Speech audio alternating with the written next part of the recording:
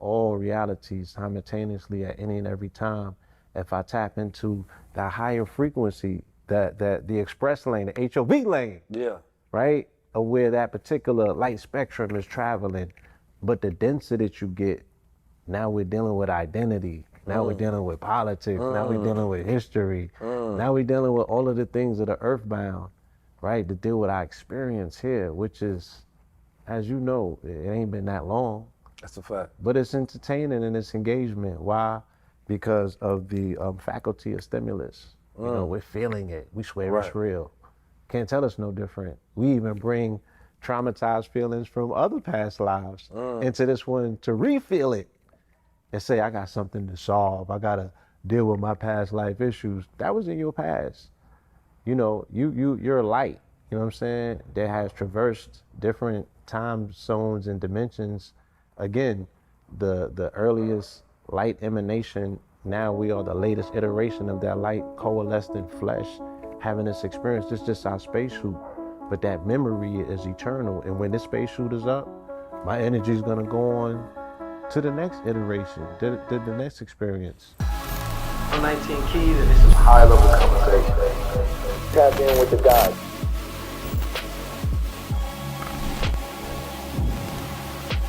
Peace family, it's 19 Keys tapping in for another high level conversation. Today I brought you a cosmic being. You understand me? One of the, who I like to call inventors of the conscious community. See, a lot of you all may have seen a lot of conscious figures come out this community over the last 30 years. You understand me? But behind the scenes and in front of the scenes, that there have been some champions bringing to light some of the most prolific thinkers to the frontier of our consciousness. This is a brother who was also one of the synchronization masters when you talk about the law of 44. A lot of people want to talk numerology, they want to talk consciousness, they want to talk synchronicity, they want to talk chakras, they want to talk all of this liberation talk and things of that nature. But if you go to the catalog of this man, you will find the notes that he's already writ the hymns that most people sing. You understand me? This is none other than the young God, because he doesn't age, because he understands that he is timeless. You understand me? And he has the ability to consistently reinvent himself throughout the ages.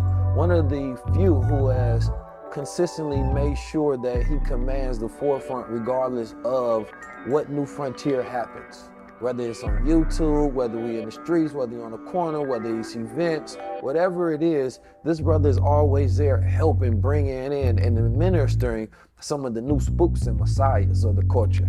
You understand me? This is also one of my business partners, my brothers, somebody that I've toured around the world with, teaching higher consciousness to Black, melanated Moors, Israelite, Hebrew, Asiatic, original people all across this planet. This is none other than the God himself, Mr. Blue Pill 44. Oh, peace, my brother. Honest. Gotta stand up for that. Yes, sir. Thanks. Young God. Peace. My brother, welcome to the show, man. Indeed, it's an honor to be here. Man, I want to jump right into it, man. I want to talk a little bit about how a person can go about raising a vibration out the matrix. You know, we live a life that condenses us, and it leaves us so dense that we trap down here.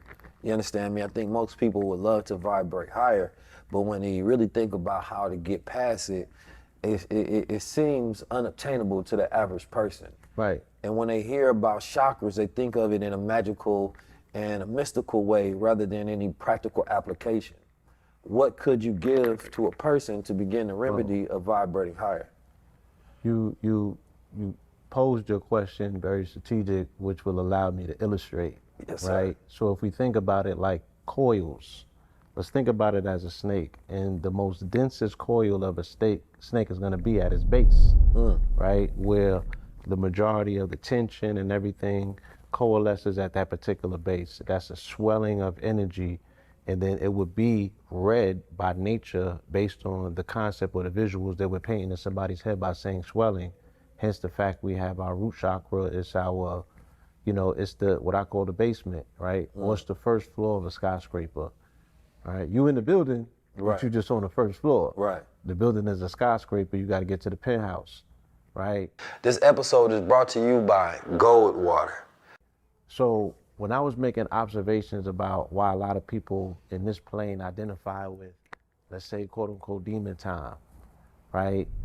A demonic energy or force will be something that's so heavy and dense as spirit that it's going to be something that's majority visual. It's going to be materialized. This will be more earthbound. This will be a vision that people see more, that they, you know, when people have a day out of the year to dress up as anything that they want to be, Right. they put on horns. Yeah, right? they go demon, huh? They go demon, right? They have an opportunity to express themselves because the flesh is grotesque, right? The flesh is grotesque. Spirit as a lofty, spiritual, ethereal thing does not, defecate. It does not even fornicate. You know what I'm saying? So to be an earthly flesh in the spirit realm is considered to be very grotesque. But you have an opportunity down here to do things that matter that cannot do in any other plane of existence, which is express itself. We are time unfolding on itself, right? Hence the fact that you said that I'm timeless. If I identify myself as the latest iteration of a cosmic vibration that always existed since the beginning of time, right? I'm just unfolding on myself, but I've always been here. So once my mind turns on and I'm illuminated to that reality, I'm in my quantum reality, right? Because in all realities, simultaneously at any and every time, if I tap into that higher frequency, the express lane, the HOV lane, Yeah. right, of where that particular light spectrum is traveling, but the density that you get, now we're dealing with identity. Now we're dealing with politics. Now we're dealing with history. Now we're dealing with all of the things that are earthbound, right? To deal with our experience here, which is, as you know, it ain't been that long. That's a fact. But it's entertaining and it's engagement. Why? Because of the faculty of stimulus. We're feeling it. We swear it's real. Can't tell us no different. We even bring traumatized feelings from other past lives into this one to re-feel it. And say, I got something to solve. I gotta deal with my past life issues. That was in your past. You're a light, you know what I'm saying, that has traversed different time zones and dimensions. Again, the earliest light emanation, now we are the latest iteration of that light coalesced in flesh, having this experience. It's just our spacesuit. But that memory is eternal. And when this spacesuit is up, my energy is gonna go on to the next iteration, the next experience. So I say all that to say that at this realm of matter, physical matter, what they call Malkuth, the kingdom, which also is depicted as red, you have to go through the muddy water. It's very dense here, you know what I'm saying? With the Kanye boots at that. You know what I mean? You got to go through the swamp, but then you start ascending what's called Jacob's ladder, and it gets lighter and lighter. Okay, you go through the lower 3 chakras, going from the root chakra, which is dealing with home, homeland, and your God. So your home or your homeland makes you identify with God. Case in point, when we were an agrarian, agricultural people, when you put a seed in the ground, in order for that harvest to come, you gotta put it during a certain moon cycle, and you heavy on your prayers. You're not gonna miss one. You're going to be on your knees every single night, making sure that you make some sort of cosmic connection. You're presently present and aware. When we were agrarian and agricultural, we were very cognizant and aware of our relationship with the Most High, because it was contingent upon us harvesting, right? Bringing produce. And as much as you can produce, right? Your lady going to let you produce. That's a super fact. If you could feed them, she'll breed them. That's a fact. I'm talking about? And a man's wealth is in his family. You taught us, or you reminded us so skillfully of that in this particular lifetime. Honest to you, brother. Appreciate you. So, with that being said, the homeland is important. Identifying or connecting your homeland with your higher power and your family life. And then our sacral chakra deals with our sexual, how we are introduced to the concept of sex, whether it's traumatic or whether you're taught the birds and the bees, whether you do, whether you are naturally able to go into that particular experience. And does that have an effect on the rest of your relationship with sex throughout time? Absolutely. That is templating and imprinting your psychological development, and how you are orientated around your sexual psychosis will determine how you go to work, how you go to war, you know what I'm saying? How you socialize. Because you cannot know your enemy unless you know their sexual proclivities, right? It's how they fight, right? How somebody F's, how they fornicate is how they fight. And all of that is tied into their fight or flight response as well. Explain that. You said so the way a person fornicates is connected to the way that they actually fight. Absolutely, right? In what particular manner? Is it like the way that they fight, the techniques that they use, whether they're more defensive, offensive? Like if we go to the psychoanalytical aspects of Freud and them, they would study a person's sexual proclivities based on their savagery as well, right? What they're gonna do in war, how much fear they're gonna have versus how much fear they're not, their level of domination and dominion. Now, observing it through a European lens, we know that there's a level of perversion to it, but they also will look at our great warriors, right? And be like, you know, this person has great, how you pronounce it? Fecundity, right? And, you know, it just speaks to a person's appetite. That's interesting because, you know, when you study different times, you got endocannibalism and exocannibalism, where it talks about whether those people eat their own or they eat another people, essentially, right? And during war times, of course, you know, Europeans would eat, right, their enemies, Africans, right, to absorb the energy of that enemy. Life force, right. And then at the same time, it end up having a psychosexual connection to that as well. And then we've seen that through slavery, during chattel slavery.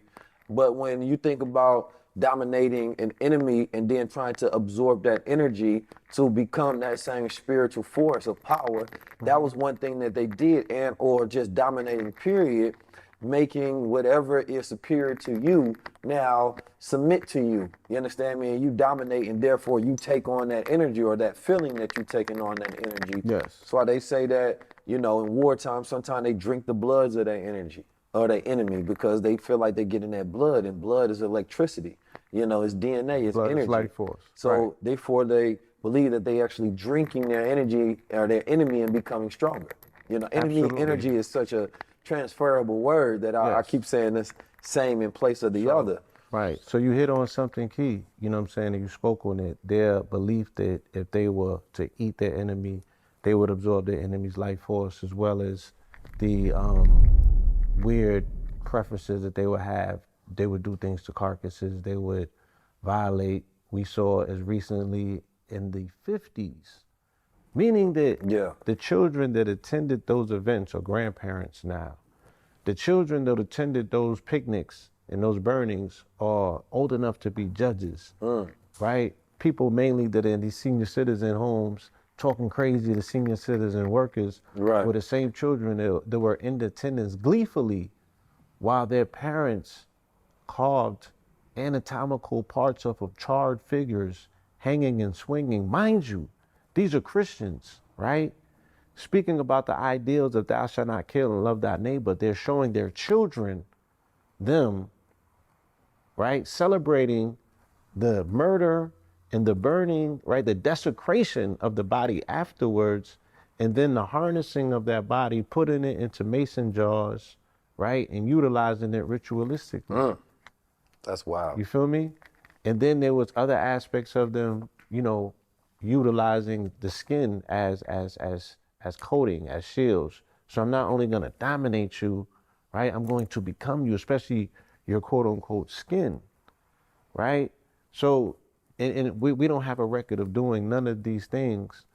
But again, the way that somebody fights and the way that they fornicate tells you a lot about their functionalities mentally, right? So these people on a subconscious level want to be in your skin. They want to be you and they want to consume you because there's something that you have, almost like Blade, that will make them a daywalker too. That's deep.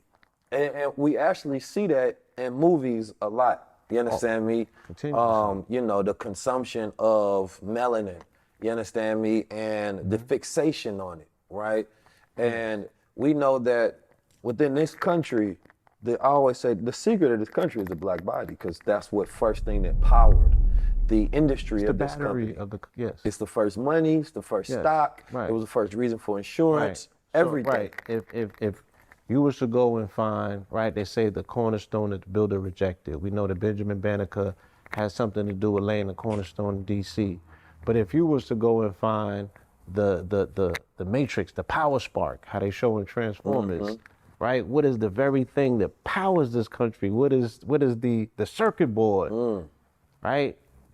It would be some melanin. When you lift that contraption back, you know what I'm saying? You're gonna see one of us as the battery powering up this matrix. I mean, when we think about, I had a conversation, I forget who was I talking to. I think it was Billy Carson.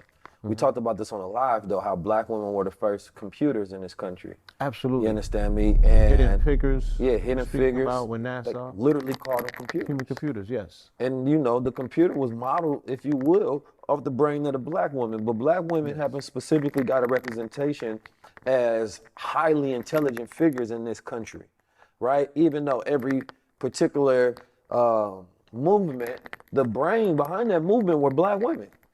You understand me? These were black women planning the events, the details, the designing, how things should be going. The brothers would go to these black women, and then they would have these meetings on strategy and campaigns. So Right. black women have always been our computer. Before there was a Google or YouTube, it was the black woman we would go to in reference and conversation as we would build with. But this often gets lost in narrative when we talk about, a lot of the movements, and especially when we talk about male-dominated movements, we do ourselves a disservice by not including the woman. Because if she can't see herself within the movement, then how can she help you? But if this was something that we grew up with on a normal basis, where it's like, oh, okay, back in the day when Marcus Garvey was doing this, you understand me? No, Bourgeois Ali was doing this. These were the women that was helping them, giving them this certain game, telling them, then we would understand that that's the formula, right? But, hip hop, when we fast forward, it switched it over to bitches ain't shit. You understand me? And they fucking with their homies instead, which was, it's very weird. We already know what that is. That's a completely different reversal of energy that we had at first. But, when you see Lil Wayne saying, fuck bitches, get money. Right. And that basically establishes a hierarchy, that money has to be more valuable than the bitches. Right. Or the women, of course. But when they refer to women, they not talking about his daughter, he's not talking about his baby moms, not talking about his mother, right? He talking about the quality of condition in which he sees the females that's within his life and how he degrades them and how they don't have any value within, his culture.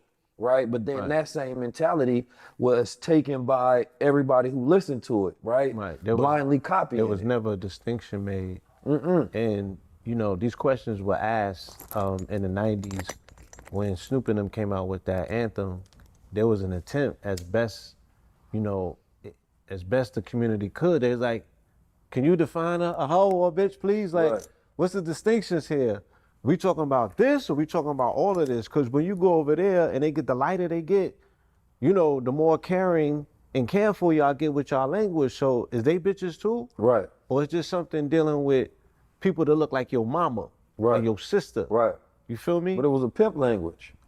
Right. They got that pimp language handed down, through San Francisco, Bay Area, Houston. Right. Then there becomes a cross-culturalism, and then we got to go back into the archives. If people remember the movie Panther, right? Not Black Panther that just came out. The movie Panther about the Panthers in Oakland. Yeah. The Mario Van Peebles in them shot, right? There was a distinct scene, right, that shows you the transfer of power that took place. Okay, the police came in with the mob came in with the dope, and the police pressed the D-boys to say, look, we need the gangsters to go against the revolutionaries, right? This is how we're gonna weaponize culture, put some bread in your pocket, right? Give you the controls, because the revolutionaries was pushing back on the hustlers, saying you can't sell dope in this neighborhood, you can't prostitute. So they like, oh, y'all cutting into our pockets. You know what I'm saying? You knocking our hustle. And then them folks understanding, how to play one side against the other, right? They deputize one side, and then they start their dirty tactics in terms of putting the brothers over here in game to remove them systematically one by one, and they still locked up to this day. Yeah. Right? And now the exception has become the rule.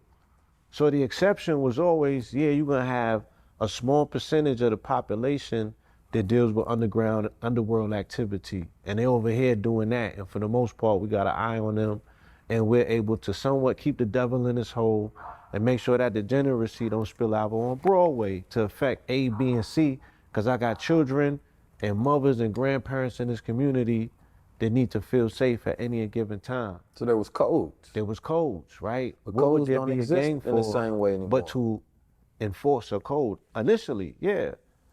But the things that happen one place happen plenty places. They say we're gonna knock down the intelligentsia, right? The people who are able to not only maintain code, but create it, audit it, evaluate it, you know what I'm saying, update it. Right.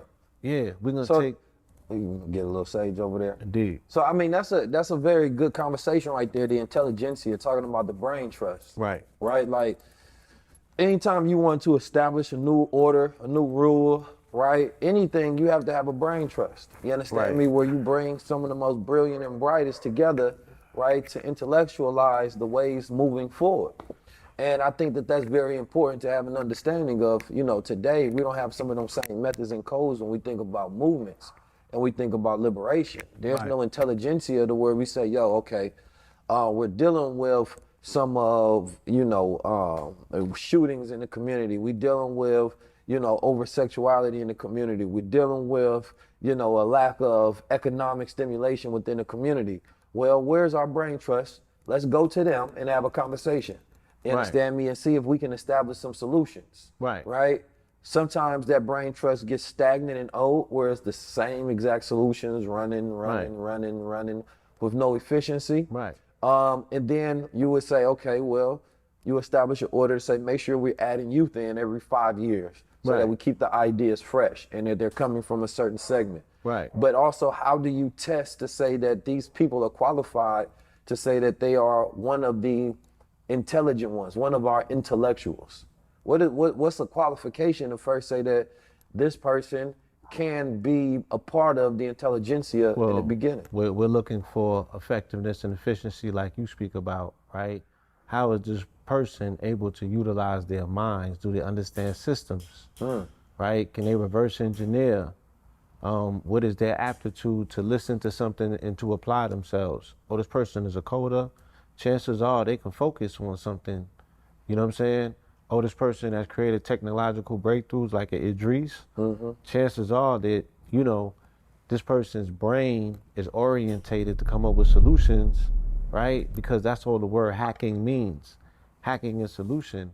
So you throw these issues to people who are solution-based and creative-minded, they're gonna come up with a new design, right? That speaks specifically to the time, because the new design that speaks to the time is gonna source whatever resources or materials are in circulation or in existence that helps you solve these problems that weren't available yesterday. Do you think we can utilize things like, the human design or Myers-Briggs personality types, you understand me, in conjunction with the people that we bring in? Because let's say like you got ENTJs or INTJs, which are more rare personalities, and they're going to see, feel, and experience the world differently. And then what you often find is that subset or group are often in leadership positions because their perspective and the way that they perceive the world is different. So they're Yes. often bringing something fresh and new to the algorithm. Yes. Well, I'm designing an AI which I call Almighty Intelligence. And this particular AI is utilizing metrics that we seem to overlook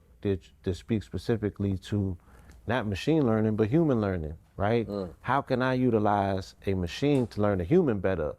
There are certain metrics that are available to us, such as tarot, such as human design. People focus a lot on nutrition, body-wise. I'm gonna feed this particular system of the body, I'm gonna feed that system. Very rarely do people speak about the mind. Very rarely do people speak about the brain. The brain needs the most energy, right? The brain is needed to process. The brain is needed to, compartmentalize. The brain is needed for so many things, but we don't know what brain food looks like. You know, we know that the body's electrical, and what I understand about gold is not only is it super conductive, but it's non-corrosive and it's a noble element.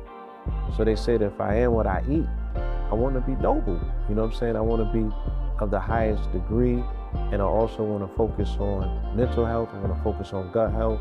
I want to focus on energy. I want to focus on youth. I want to focus on, accessing pineal activity, hormonal balance. Everything the gold represents is what I want to see more of. So what better thing to do but align myself with this particular product and get it out to as many people as I can by singing the praise of gold, which is something that our people have been doing for over 10,000 years.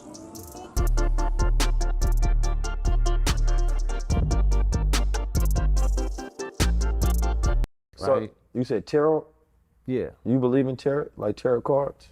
I do. I believe I acknowledge the effectiveness of cardology and tarot.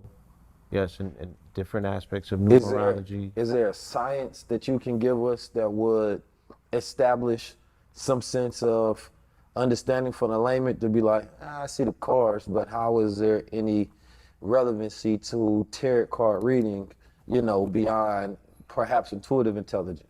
Well, we're all composed of latent energies, right? Everything is connected. In my purview, in my world, the way that I see things, there's no disconnect. So there's an energy signature that you have, right? And then that particular thing speaks a language because it's a frequency. There's an energy signature that's templated in that particular card, right? It's a whole language. It's almost like a glyph. I'm looking at a card, but it's a story, it's a conversation, it's a narrative. It's multi-dimensional. It goes this way, you know what I'm saying? Like they be doing the card tricks, be like, yeah, like that's how one card will give you that much. You know what I'm saying? Is it destiny yet? Is it destiny? It's not so much destiny as much as it is attraction to a particular vibration. So I guess to believe in the law of attraction would also to believe in tarot cards. Because, when you emit a thought, you were speaking on it, there's a biofrequency that emits that science has been able to detect. So you are putting out a frequency, you're putting out a thought form. That particular frequency has a vibration, and that vibration is going to magnetize to it whatever, is similar, you know what I'm saying? Whatever it's attracting, whatever it's resonating with. So the card or flip, and it'll be a particular concise message from spirit realm that says, this is our communication for you, but we speak through these particular cards as our communicate, because we can't just run up on you and say it in your ear. So when you say spirit realm, what is spirit realm exactly? Is it more so speaking as a multi-dimensional thing? You know what? You know what I'm saying? The best way I can explain this is very simplified. Yeah. It's the different spectrum of light that we don't have available to our optic nerves. You know what I'm saying? So different bandwidths of frequency that are operating and communicating simultaneously, that's what we should consider spirit realm, to simplify it. So is it like super intelligence? The quantum soup. It's like, a person is in flow state where it's almost if they can't do nothing wrong, their brain is just tapped in, where, universal thought is just streaming between them, and that's universal intelligence, where they just completely tapped in. And for me, that's operating and utilizing the laws of the universe, because oftentimes we only know the law of attraction, right? We don't know the law of magnetism. We don't know the laws of confidence, the laws of focus, right? We don't know all the other laws, but the law of attraction is like, that's one law amongst the constitution of the universe. Right. So, when I went to go visit some of the Native American folks up there in the Hamptons, Shinnecock. the Shinnecock people, man, the most melanated sovereign tribe you can find. Folks, And the brother was explaining to me, because they operate within sovereignty, right? So they don't pay taxes, things of that nature. Never been conquered, yes. Yeah, and he was explaining, he said his mentor or his guide, his elder, was telling him that he need to become an attorney. And he confused, like, come on, man, we don't deal with the law. Like, crazy, an attorney? After we just talked about all this sovereignty? Right. So he said, nah, man. He said a spiritual attorney where you study the laws of the universe. And he said, I need you to become, an expert at the laws of the universe. And he said, when we're going through different passages within life, he said, as when we are a sperm, right? Yeah. We spin, and they said we don't wiggle the tail, we actually spin it. You understand me? It's a spiral action that's happening. And during that time, we go to egg. So we are guided to the egg by the egg, and it's choosing the right one, you understand me, to be guided, and we spiraling our way to existence. And then once we get in there, we start to form what we need for the next realm. So each realm starts to give and guide you to what you need to go to that next stage, right? So you start to get arms, legs, heart, limbs, spine, right? All of these different things start to form, brain, eyeballs, teeth, and well, not teeth yet, you know what I'm saying? Right. But you start to become ready for this next round. So once you come in there, you understand me, screaming and hollering, as a baby, you were also given everything that you needed. But that was, if you want to call, the divine intelligence, preparing you for that next realm. It's not something you had to ask for, like, yo, I need to walk. It's going to be a certain amount of gravity. No, It was in that prepackaged. darkness, you've already been ready. Right, you prepackaged. So the question that became, as you born into this realm, Yes. you understand me, then what are you being prepared for next? Yes. Right? Because when you talk about, a person, light dies out and that flicker of their flame is gone and there's no more spirit within their life and then their body is no longer useful, it's the spiritual laws that they've densed onto themselves and added onto their soul and their spirit that they carry on until whatever next form of energy or whatever next stage of development in its existence. Right. So it's like you have to live your life in some capacity in preparation, and we talk legacy. A legacy is the assets that you pass down when you're no longer here.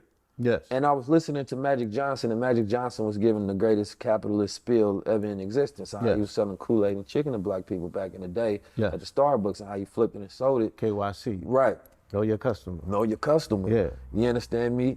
and he knew him like KFC. He knew me like chicken, you know what I'm saying? Sweet potato. But anyway, he was giving this speech on the stage at Recession Proof with him 5. But he knew something that was vital. What was that? Vital, right?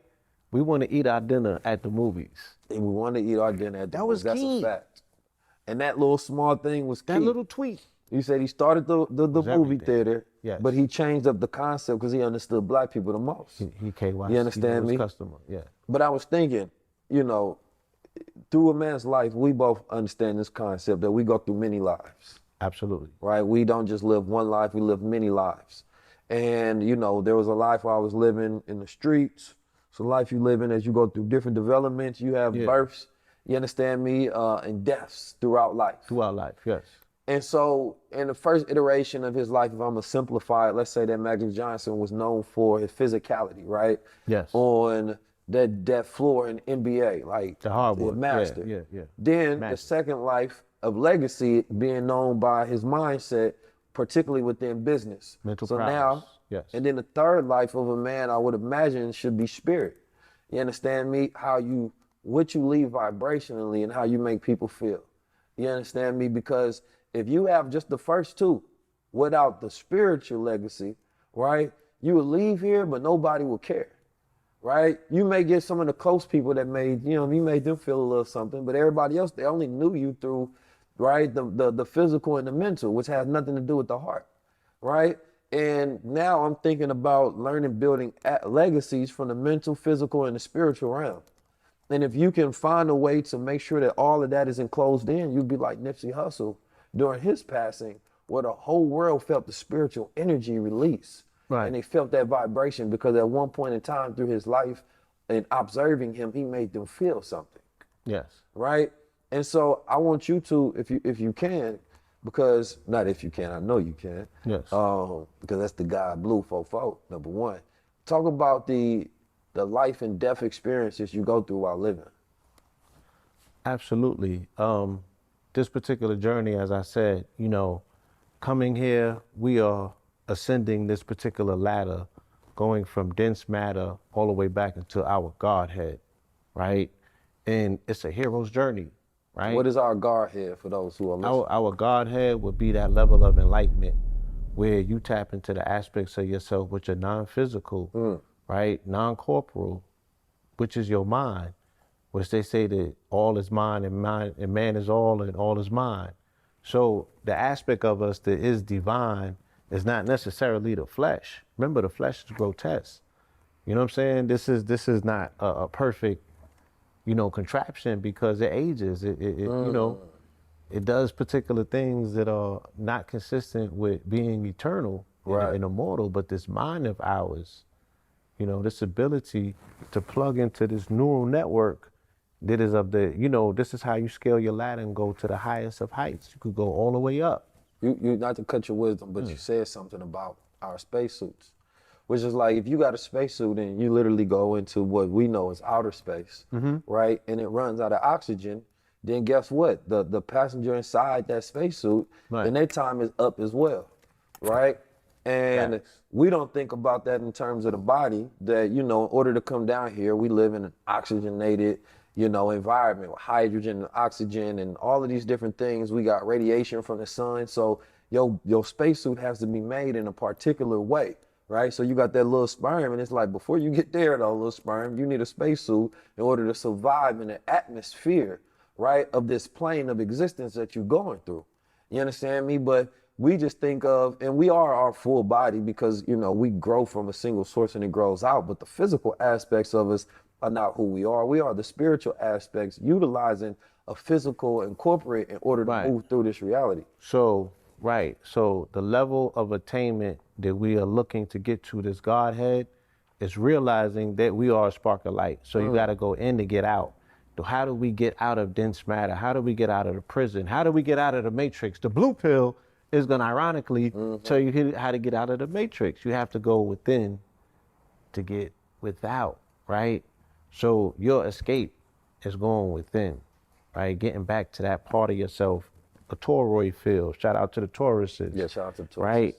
The entire aspect of a Taurus is how the universe is set up. That's life within itself, right? Folding on itself and coming back out. So the way that we escape physical matter is getting back into that place and that space within ourselves that you recognize yourself initially as a spark of light and non-physical. The physical aspect is this is my ectodermis is the last part of me to formulate it. When I was created in the womb, I was created as a heart first. So that spark, that light spark, that all spark, that was the physical thing. And then flesh formed around it, right? And then now it's my suit. But if I'm looking at you and I'm identifying your skin, I'm falling victim to the trick down here that we're physical matter. No, the atom is 99% empty. You're a spark of light first and foremost. Any and everything that's animated on this plane of existence has an animating spark. That's what I identify with, right? And light density, because, everything is light. But when you see light being curved, it's curved because whether you believe it's magnetism or you believe it's gravity, it's because that light is so dense that now the laws of the universe have an effect on it and it can pull it down. Like you see a rainbow being curved. It's being curved. Right? Now they say that that's supposed to be a circle. You understand me? If it was fully let out, but fully, right. It's being curved. Above then below. Yes. But now when you think about the human at being. 42 degrees, yes. The human being, we go from the little sperm thing, you get the electricity, right? And then more light is formed around that electrical moment that becomes denser and denser and denser, right? Because there's a certain level of gravity. Otherwise, our bones would be too weak to be able to walk upright. You understand me? Like we are the what's the word? The diameter man, not the diameter, perpendicular. But perpendicular man that stands up. Yes. You understand me? So therefore, we had to be an evolved man because of the man that, is laid down on, his Four hands and pedals, feet. right. That's a beast-like nature. You understand me? But man who has enough electricity within his spine, that's going to shoot upward, right? And to kind of dial it back to the conversation around chakras, because even when you go to the chiropractor, depending on where you go, they're going to have, show you how electricity runs up through the spine. Right. And that if there's any issues and incursions on that spine, and that's when you have issues throughout the rest of your body. Blockage. Yeah, so the meridians of the body are contained in your spinal column. You know, the spinal column is like electricians, if they go to, you know, to the house, and that part of the particular house that has all of the cords running through it, that's the spine. Those are the meridians, 32 vertebrae broken into 4 sections. So as a internal martial artist, I used to practice a Internal martial artist. yeah, Bak Wow is a system. It's a breathing system, and we used to stretch our spine. We used to utilize a technique that actually elongates our spine. And the more longer I was stretching my spine, I was creating portals or accessing portals within my spine to traverse in and out of dimensions. Because those worlds, just like in Kabbalah, they say that there are 4 worlds. Those 4 worlds are intertwined within the spine. And Kemet, they knew this. They called it the Jed pillars, which were 4 columns, right, on the spine. It's like the Jedi. That it is the Jedi. Come on, And talk the to fourth, us. May the fourth be with you. May the fourth be the with man you. was born on May 4th, so Yeah. this conversation is relative, but yeah, that aspect, you know what I'm saying? So, cause I want to tell a quick story. You know what I mean? Before we go up to the mothership. This story is how I got some of my powers that I have now. You know, and this may be one of the biggest secrets that I've never told on what differentiates me between a lot of my peers who try to figure out why I have some of the mystic powers, because I've tapped into gateways and portals and dimensions that they've yet to enter. And one of the particular powers that I gained was the power to see in the dark. I have vision where most cannot see. And I gained this due a particular moment in time where I was deeply studying vibration, frequency, and energy, right? And studying the pineal gland, right? And studying how to wake up that part of yourself that lies dormant, the rusty locked mind. Yes.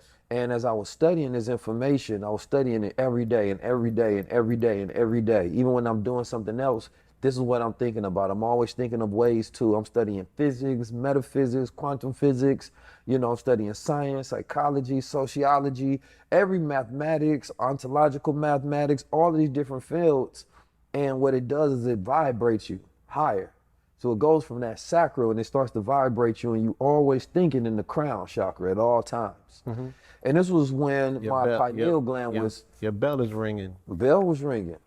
My pineal gland was calcified, right? You know, junk foods, processed foods, you know, seafoods, mercury, all of these different things, you know, calcify your pineal gland, right? Through calcium phosphate crystals, you know, which are attracted to that pineal as through that calcification. And this pineal gland is that seat house, right, of psychic ability, intuition, right? Having vision, imagination, being able to see within the future. But one day, right, I think it just got to an inflection point.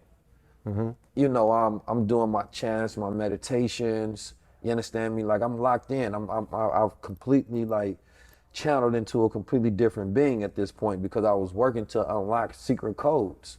Right. And this was through my development of becoming 19 Keys. You know, I was working to make sure that this was a form of energy and entity that could exist and be known around the world. Right. You was being intentional about setting 100%. Everything yourself was, up, right. Every dimension of it was intentional. There was no accident about none of this, which is why I can be humble about it at the same time, because it's like, you know, I think cockiness comes from unexplained greatness sometimes, you know, but when you know where it comes from, you know what you have to keep doing to maintain it.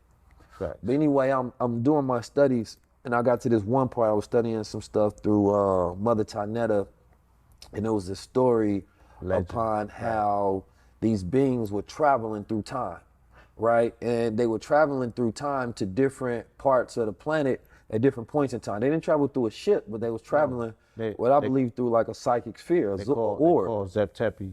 Zep-Tepi. Yeah. You understand and me? they show up in the beginning of different time eras to set up shop. You know exactly what I'm talking about. So this particular story was about they time ship crashing. And I believe they crashed at the time, like it was either the Mayans or the Egyptians. Right. And these people that they were dealing with was faced with an enemy, right? And they seen these people crash, and they basically said that, listen, if you all basically do what I'll say, I'll give you everything you need to build a great kingdom and to defeat your enemies. So they start teaching them the knowledge of this different technology, right? And these is written on these scrolls that's supposed to be dated back, a long time ago. And as far as scientific proof goes, it looks like it's actually dated back a very long time ago. Right. But it makes no sense to the layman mind, because they like, how could these stories pre-exist, right? But after I was done reading that, I started to fall asleep and nod off a bit. And I started to feel the shock. You understand me? It was literally, and when I used to hear these stories, I thought people was crazy. I thought they lost their goddamn mind. Right. They was on some shine or something. So, but I experienced it. There was convulsions within the body. You understand me? And I started to feel these contractions within the body giving birth. You understand me? To that Godhead. So how old was you? I was, I think maybe 21, 22. Yeah. You understand me? I can't tell you the exact date. But I remember the electricity flowing up through me, and I felt it. And then afterwards, I could see in the dark. And I don't mean like figuratively, I mean literally. Yeah. And when I would doze off though, and close my eyes, I could see like these very black, bluish and greenish planets. Is what I could only describe as a planet. But it looked like every time I closed my eyes, it was like I go straight to like a deep beta wave sleep. And it was weird, because I would test it like, whoa, how am I awake? And then I'm just jumping in to that. So Automatically. I wanted to experience it a little more. So I'm like traveling through.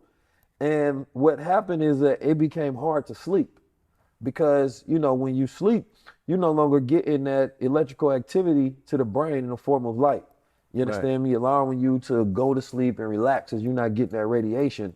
But now that I can see in the dark, it was as if darkness makes it look like a wall is in front of your eyes. But being able to see in the dark is basically being able to see through it and still be able to see photons in the dark and to see depth in the dark. And it was the most eerie experience that I ever had. And from that day forward, I had sensitivity within my body. I could feel all of the energies around me. But I was tapped into that divine intuitive intelligence, where I just felt like, if you ever watch a yogi or one of them great mystic masters, when you talk to them, no matter what you come up with, it's like they got an infinite amount of wisdom there for whatever you say. Deep swell. They got an analogy. Well, that apples, when an apple falls from the tree and it lands, that is you. You be like, whoa, that's rather deep. No, but they actually have something logical. Right. But what I garnered from that experience, number one, and all of those, I'm sure a lot of people are going to relate to being able to actually crack that pineal gland. And some people activate it at different points in time. Musicians activate it at all times, because they're always working with frequencies. Where it's like they may get in a booth and they like, yo, I don't know how I came up with this hit, but that moment I was in flow state. The flow state, right. Tapping into that is being able to consistently live in that flow state at all times, but you will be in such extreme sensitivity. And if you are in the wrong environment, you will be receiving all of that energy as well. And I was in the wrong environment for it. So once I cracked it, I kind of wanted to close it, because I'm like, yo, I'm too sensitive to all of the energies that's around me. So I literally end up moving, but I moved to Chicago, which was not the best place to go. But I needed to get from one environment to another, but it took me on my own journey. Right. Now, like I said, this high level It sounds like you had a Kundalini rising. I had a Kundalini rising. Yeah. So You did? again, what happens is that when the fluid from the spinal base is shot up the spinal Cerebral column, fluid. right? The cerebral fluid. There's a lever at the 32 degree base of the spine. When that air or that fluid hits it and it slightly opens, then the brain receives a amount of oxygen that it had never previously experienced. And then that oxygen, almost like if you blow on something and then it receives a level of sensitivity, because you blowing on it, it feels like it's alive. That's what happens with the brain. So now that's stimulating particular centers in our brain, our cranial nerves that have never been activated, and we automatically get that access, to that cosmos, because like you said, now the crown is fully electrified activated, you know, that particular cord that we have through the crown, that silver cording that we have to that higher intelligence. Now that's wiggling. Right. You feel me? And you getting that shock treatment downloads. And you can go through Kamsahara, where Kamsahara, the Indians believe that basically, you know, throughout time, karma is passed down within the DNA. Okay. And it becomes patterns of thinking. You understand me? Like, people think about karma kind of in the wrong way. Like, your father passed down karma through the child, you know. Through the sperm. Through the DNA, epigenetics. Right? Yes.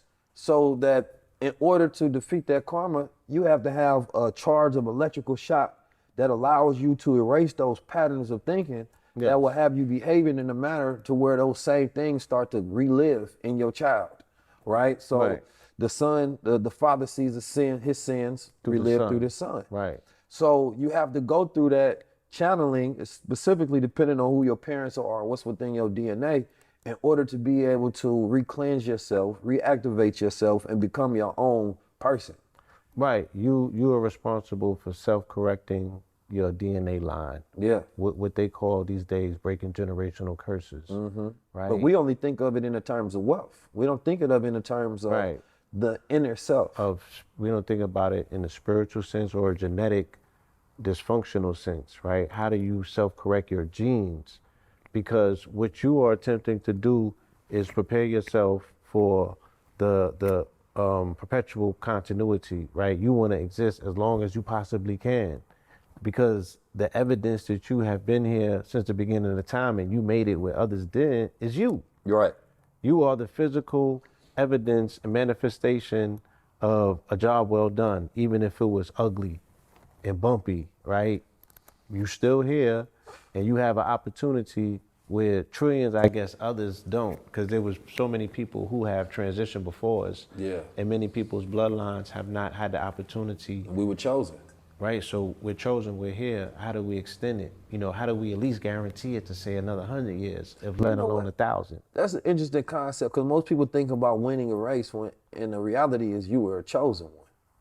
Because when you think about the story of the sperm, I know we keep going back to it, but that's the formation of life. Right. But when we think about the original journey, the narrative is that you beat everybody to get here. You were swimming and you were the fastest swimmer and you made yourself through the egg. But when the reality of it hits is that you were chosen by the egg and the egg guided you there. Yes. You know? So everybody that's here is the chosen ones. They say that she choose. She. So that egg, they like, oh, that one has the best potentiality out of the pack, right? To do what's necessary on this planet to push these peas. Come on. Come on, talk to me. Right? And then you get up in there and it's a nuclear explosion, like, dynamite. Right? And look, and then it splits into 2, and then it splits into 4, and then it splits into 8. And now we game, right? Here go game time. Yeah. So now the mathematical expression, right? The sacred geometric configuration that's easiest for energy to transfer now is being created by way of the cube. And then here we are, you know, born into a zygote, and then the zygote forms into a fetus, and then the fetus goes through 270 days, right, of perfection and triple darkness to be forged and formulated. Like I said, the heart formulating first, right? 432 hertz, right? So God is the closest thing on earth.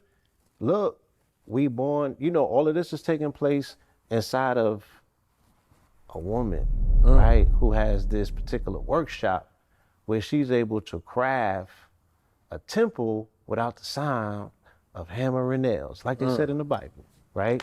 So she's formulating an entire temple because that's what man is, right? All archaeology is based on the temple of man. This grand design that the architect That's what a pharaoh has is. furnished us, exactly. The architect, the great architect has furnished us with this particular vessel, this temple. And then our observation says that we're gonna observe this mathematical precise proportion with the golden means, and then they go and build physical edifices, architectural marvels that are still standing to this day. But once again, all of this is paying homage to your God body, right? But this is all being formulated inside of her, right? She's a person growing a whole nother person that started as a sperm that she caught, right? And pulled and gravitated towards her and lodged in and formulated and fed and nursed and nurtured and secured and protected to give birth for you to have the opportunity again to start your ascension from the root to the crown, ultimately to become your Godhead. That's one hell of a service on this planet that somebody who other people say is weak came here to do. It's the strongest thing. I couldn't go through that kind of Couldn't thing. go through that, right? So again, we need to reevaluate strength, because then we reevaluate strength, then we can reevaluate purpose. Once we reevaluate purpose, we can reevaluate value. Once we reevaluate value, we can reevaluate worth, right? And then we will be treating her, right, like the worthy entity that she is. Because that's when we will have true Right? appreciation. And then we'll have true appreciation. And as a species of a people, we will appreciate again. Our environment will look different overnight. So Because let the cosmos be like, well, goddamn. Let me ask you a question, because you broke that down very poetically. I want to talk about observation, because how we observe things has an effect on what it becomes and what it is, right? Indeed. Consciousness has a direct effect on reality, Right. right? You know, By way of our observation of waves collapsing to particles. So technically, like you said, the only thing that's real is because we're observing it. that's a super fact. Please continue. So when we talk about observation, I always say a high-level observer controls what they see. A low-level observer is controlled by what they see. Right. Now, in science, there's a study, a conversation, I think it was Carl Jung, who talked about if that statement may be true, specifically when we talk about the split atom test. Yes. Right, where they're shooting the particles, one collapses, one is like a wave. And basically that as they were studying the atom, by observing it, it had an effect on what the atom does. Does, right. And the damn scientists were spooked by the whole action, like this can't be it. So they basically tried to figure out a way to not observe it, but just have the machine measure it. And they found out that even if they knew that it was going to be observed at another point in time, the intelligence of the atom still behaved in a way as if it was observed. Sure, right. So it took a very long time for them to actually observe an atom, right? They had to build special things in order to get true observation. Now, when we talk about that in reality, it's like if you observe anybody, most people can't be in front of the camera because of observation. You let a person know that they by themselves and they act completely natural. You let a person know, oh, we actually gonna show this to 1 million people. Now that they're conscious of observation, they change. Change, right. Right? So they can't be in their natural state anymore because observation, the consciousness of millions of people changes the state of the human vibration.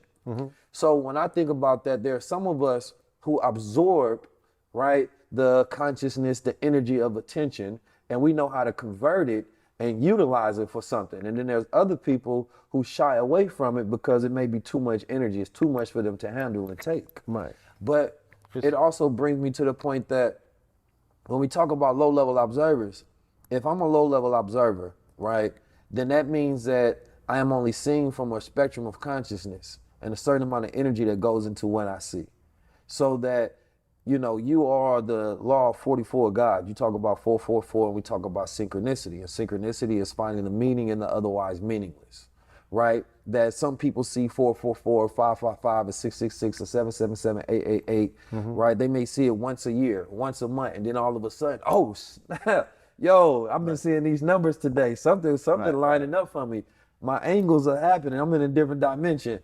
And then other people say, no, I'm going to make that number appear as many times as I want to because I control what I see. Yes. And when things happen, it's a power to be able to, you know, add your own meaning into what it means that you see. Yes. Because a lot of people don't know how to do that. They see a number or they see something that happened. I wonder why this happened. Questioning your own ability, because when you asking self, you asking God. But then when God doesn't have the answer, then you feel disempowered, right? But when you say, man, I see the number 19 today. Okay, I know what that means. That got to be connected to something else. And then you add a meaning of practicality and logic and rationality, and now you can utilize it. So the power of observation is only used in those with higher consciousness. Absolutely. So like when I study the number 19s throughout history, I can study and I can see something to be uncovered, right? If I'm studying September 9th, you understand me? And there was 19 hijackers. September 11th. September 11th. That's my brother's birthday, September 9th, by the way. Shout out to my bro. It was something else that happened September 9th. It was recently on the brain because I was studying something. Okay. Them nines. But if I'm studying September 11th, I see the 19 hijackers. Right. That was one of the biggest observations collectively where a large amount of people globally were affected by an event. In America, we seen recently where there was 19 children that died and 19 officers that was waiting. Right. That's another thing that just affected the whole country. On the 144th day of the year. On the 144th day of the year. Right. So what is the observation of number and any principle of, relevancy? When I think of numbers, when we hear numbers, I think of geometry, right? I think of architecture, I think of shapes, right? I see colors, I see shapes when I hear numbers. So Billy Carson was speaking on your program recently about the fourth dimension, and the fourth dimension being the conjunction point between time and space, where time and space meet on the cross. That's the fourth dimension, right? And he was speaking about Sylvester Gates, who was the string theorist, who was the professor over at University of Maryland. He was working with Obama. He's the top dude dealing with string theory, right? Or supersymmetry for that matter. Can you explain string theory for the people as we go along? Yeah, string theory for in so many words, everything's connected. In a nutshell, that's string theory. The proof through science that all things, all systems are connected, but also it speaks of the simulation, right? The fact that when you look down at a subatomic level, you can find what's called Adinkra symbols, right? And the Adinkra symbols have error correcting code in them, almost like a computer, meaning that everything's is yes and no's or O's and ones. So that I have to come coded with the ability to say yes to you, and I have to come encoded with the ability to say no, because the power that I have is decision, right? That's what I'm endowed with that makes me this particular being that allegedly, supposedly is determining my reality and my outcome with free will, right? So you have the mechanisms built in to say if you say yes or you say no, because it's saying that it's not predetermined yet. The universe, it's not binary. Yes, it's trinary, right? Yeah. So it's not a predetermination that you're gonna say A or B, but you still have retrofitted with the ability to say either or. So they found evidence of that particular code to say, oh, this shit is a simulation, right? The Adinkra symbol, when you go down with one of them electron microscopes, it looks like a configuration called a tesseract. So a tesseract is how we interact and interface in this holographic reality / dimension. Let me explain. DNA, ATCG, right? Allah God the Creator. Allah God the Creator, right? Is dealing with those particular, those 4 base pairs, right? And not to cut your wisdom, but DNA also adds up to the number 19. 19, yes, it also adds up to 19. So now we're looking at the particular containment of a number code, right? Because you have 0 to 1, which is binary, and then 2 to 9, which is trinary. If you add up the numbers 2 to 9, like 2 plus 3, 3 plus 4, all of that, you're gonna get 44, right? 0, 1 is the binary, but 2 and 9 is trinary, it's the remainder of the code, right? They're just utilizing 01 node to program this particular, quote unquote, 3D dimensional reality that we exist in. But the tesseract, right, it's a cube within a cube, okay? So it's a cube which is 8 points and 6 sides within a cube. And these particular dimensions are interacting and interfacing, right? But almost never touching, interlocking. All of these points are connected, but it's never touching. It's always like the toroid field going in and out of itself, right? So when we get to DNA, and I say it's 4 base pairs, only 3 of those pairs are active though, right? So what does it create? You got 4, but only 3. So 4 is 8 and 3 is 6. So that's your cube, right? The emanation, if at the subatomic level of me, if I'm emanating what I'm expressing as a shape, as a figure, I'm gonna express a cube, right? And that particular cube is where we all, interface and interact in this particular holographic reality or holographic dimension, whether we want to look at it like it's pixels or what have you. And I show people how they have formatted reality. Everything is a box that we interact and interface with. From our apartments, everything in our apartment is box shaped. Everything in reality is box shaped. Paper, right? Books, paper, the building. The four-corner contract. Right? Everything, right? Everything is constantly interfacing and interacting, reinforcing the fact that you are in a cubed box reality. But the only places that you don't find boxes or squares is in nature, right? Yeah, nature designs no straight lines. Right, no straight lines. So you won't find it at the ocean, you won't find it in nature, but everywhere civilization is at, everywhere where man has built, you'll find this particular quote unquote matrix reality. And it's very easy to control people when you have them in boxes, because boxes formulate 90-degree angles, and 90-degree angles produce what's called positive ions. And in science, positive ions is the separate, is reverse of what we consider to be positivity. Which is positive ions attract quote unquote negative elements to them. That's why we had a sage, because the sage clears out. The sage clears that out, right? Those ions. So therefore, you have a lighter atmosphere, like in atmospheres where, in the pockets of the corners, then a lot of that energy gets stagnant. And the pocket and the coalescing of the energy takes place in these corners, and it attracts stagnation. It attracts, lint. Right. And lint can contract dust parasites and things of that nature. Just the whole aspects of if cleanliness is next to godliness, then you're not gonna have an ideal clean environment with 90-degree angles. It's always gonna be same in places where like people have anger or high stress. Somebody was just arguing. You have to clear out all of them ions that were just built up, where they say you can feel the tension in the air. Yeah. It's literal. It's you know dense, what I'm saying? yes. Like You have to go in there and be like, yo, let's clear that. Right. There's a dense pocket of that particular energy. And like I said, the way that I made an observation, I'm like, well, we don't never see angels, or at least we don't see them like shown in the physical realm or duplicated as much. Even when people have an opportunity to dress up, they don't dress up as angels, because those are lighter ethereal energies that are not necessarily physical.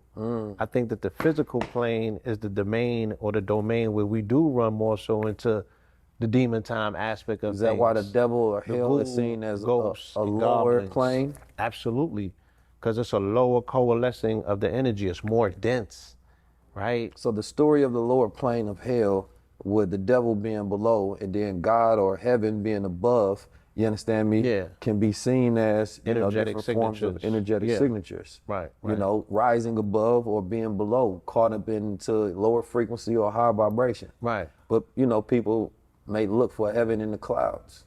What do you say to that? Well, I mean, again, theoretically, the clouds are symbolic of things being at a higher plane or a higher frequency or a higher existence. Peace. If you want to be an affiliate of Gold Water Corp, tap into 323-577-6692. Text affiliate to that number. See you on the other side of greatness. Peace. We have more than 7 chakras. Yes. How many chakras are there? We currently have access to 9, and by 2027, we'll have access to 12. Why by 2027? They coming out with a new model? Yes. This is when the background frequency of the universe changes. The background frequency. What's the current background frequency of the universe? 9 chakra system. A 9 chakra system. So yeah, we're 9 chakra beings. We're gonna have access to 12. I put it in the frame, the context of, right? So let's say you got the human being. This is all our full emotions. You understand me? Like, I was watching a man who fell to earth, right? Yes. And in the man who fell to earth, there was a scene where he first got high for the first time. The white boy blew some dope in his face, and he experienced, a sense of being high for the first time and listening to music from this sphere that his alien partner created.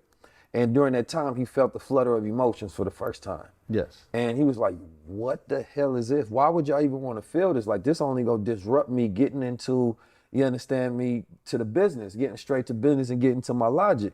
It's like, y'all tripping. Because in his place, they call it drones.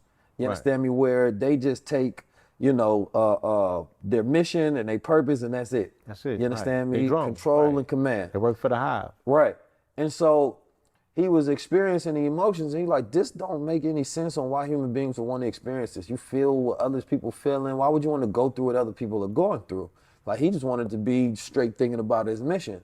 And then, you know, the black woman who was a fellow scientist that was from Earth was explaining to him like, yo, this is what makes us special. Right. And he like, came to help error correct her code. Yes. Right? Yes. Yes. So I was thinking, because, you know, when we think about emotions, because sometimes we get so caught up in emotions that they run us. We don't control them.